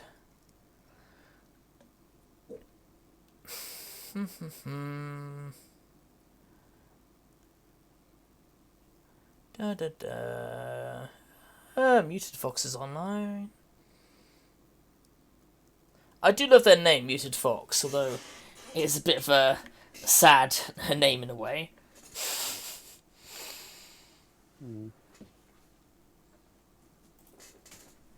Because they call themselves that because they literally are a mute. Right, I'll just...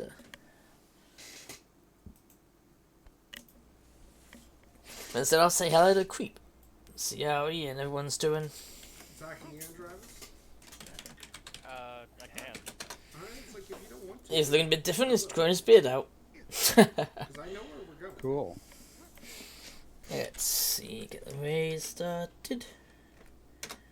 Ah, yes, you started playing Stardew Valley there, geek. No, I don't like this responsibility. Well, let's see if you'll notice me. Marker this way? Yep. And He usually does. I mean, sometimes. Go back. I meant Creep. Gotcha. So left here. Yo! Yeah, you noticed that. Aaron, thanks for the raid. Oh, shoot. Hey, Aaron studies.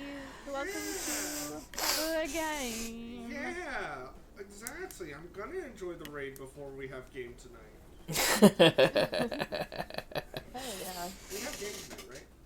Yeah. Yes. Okay. Whoa, wait.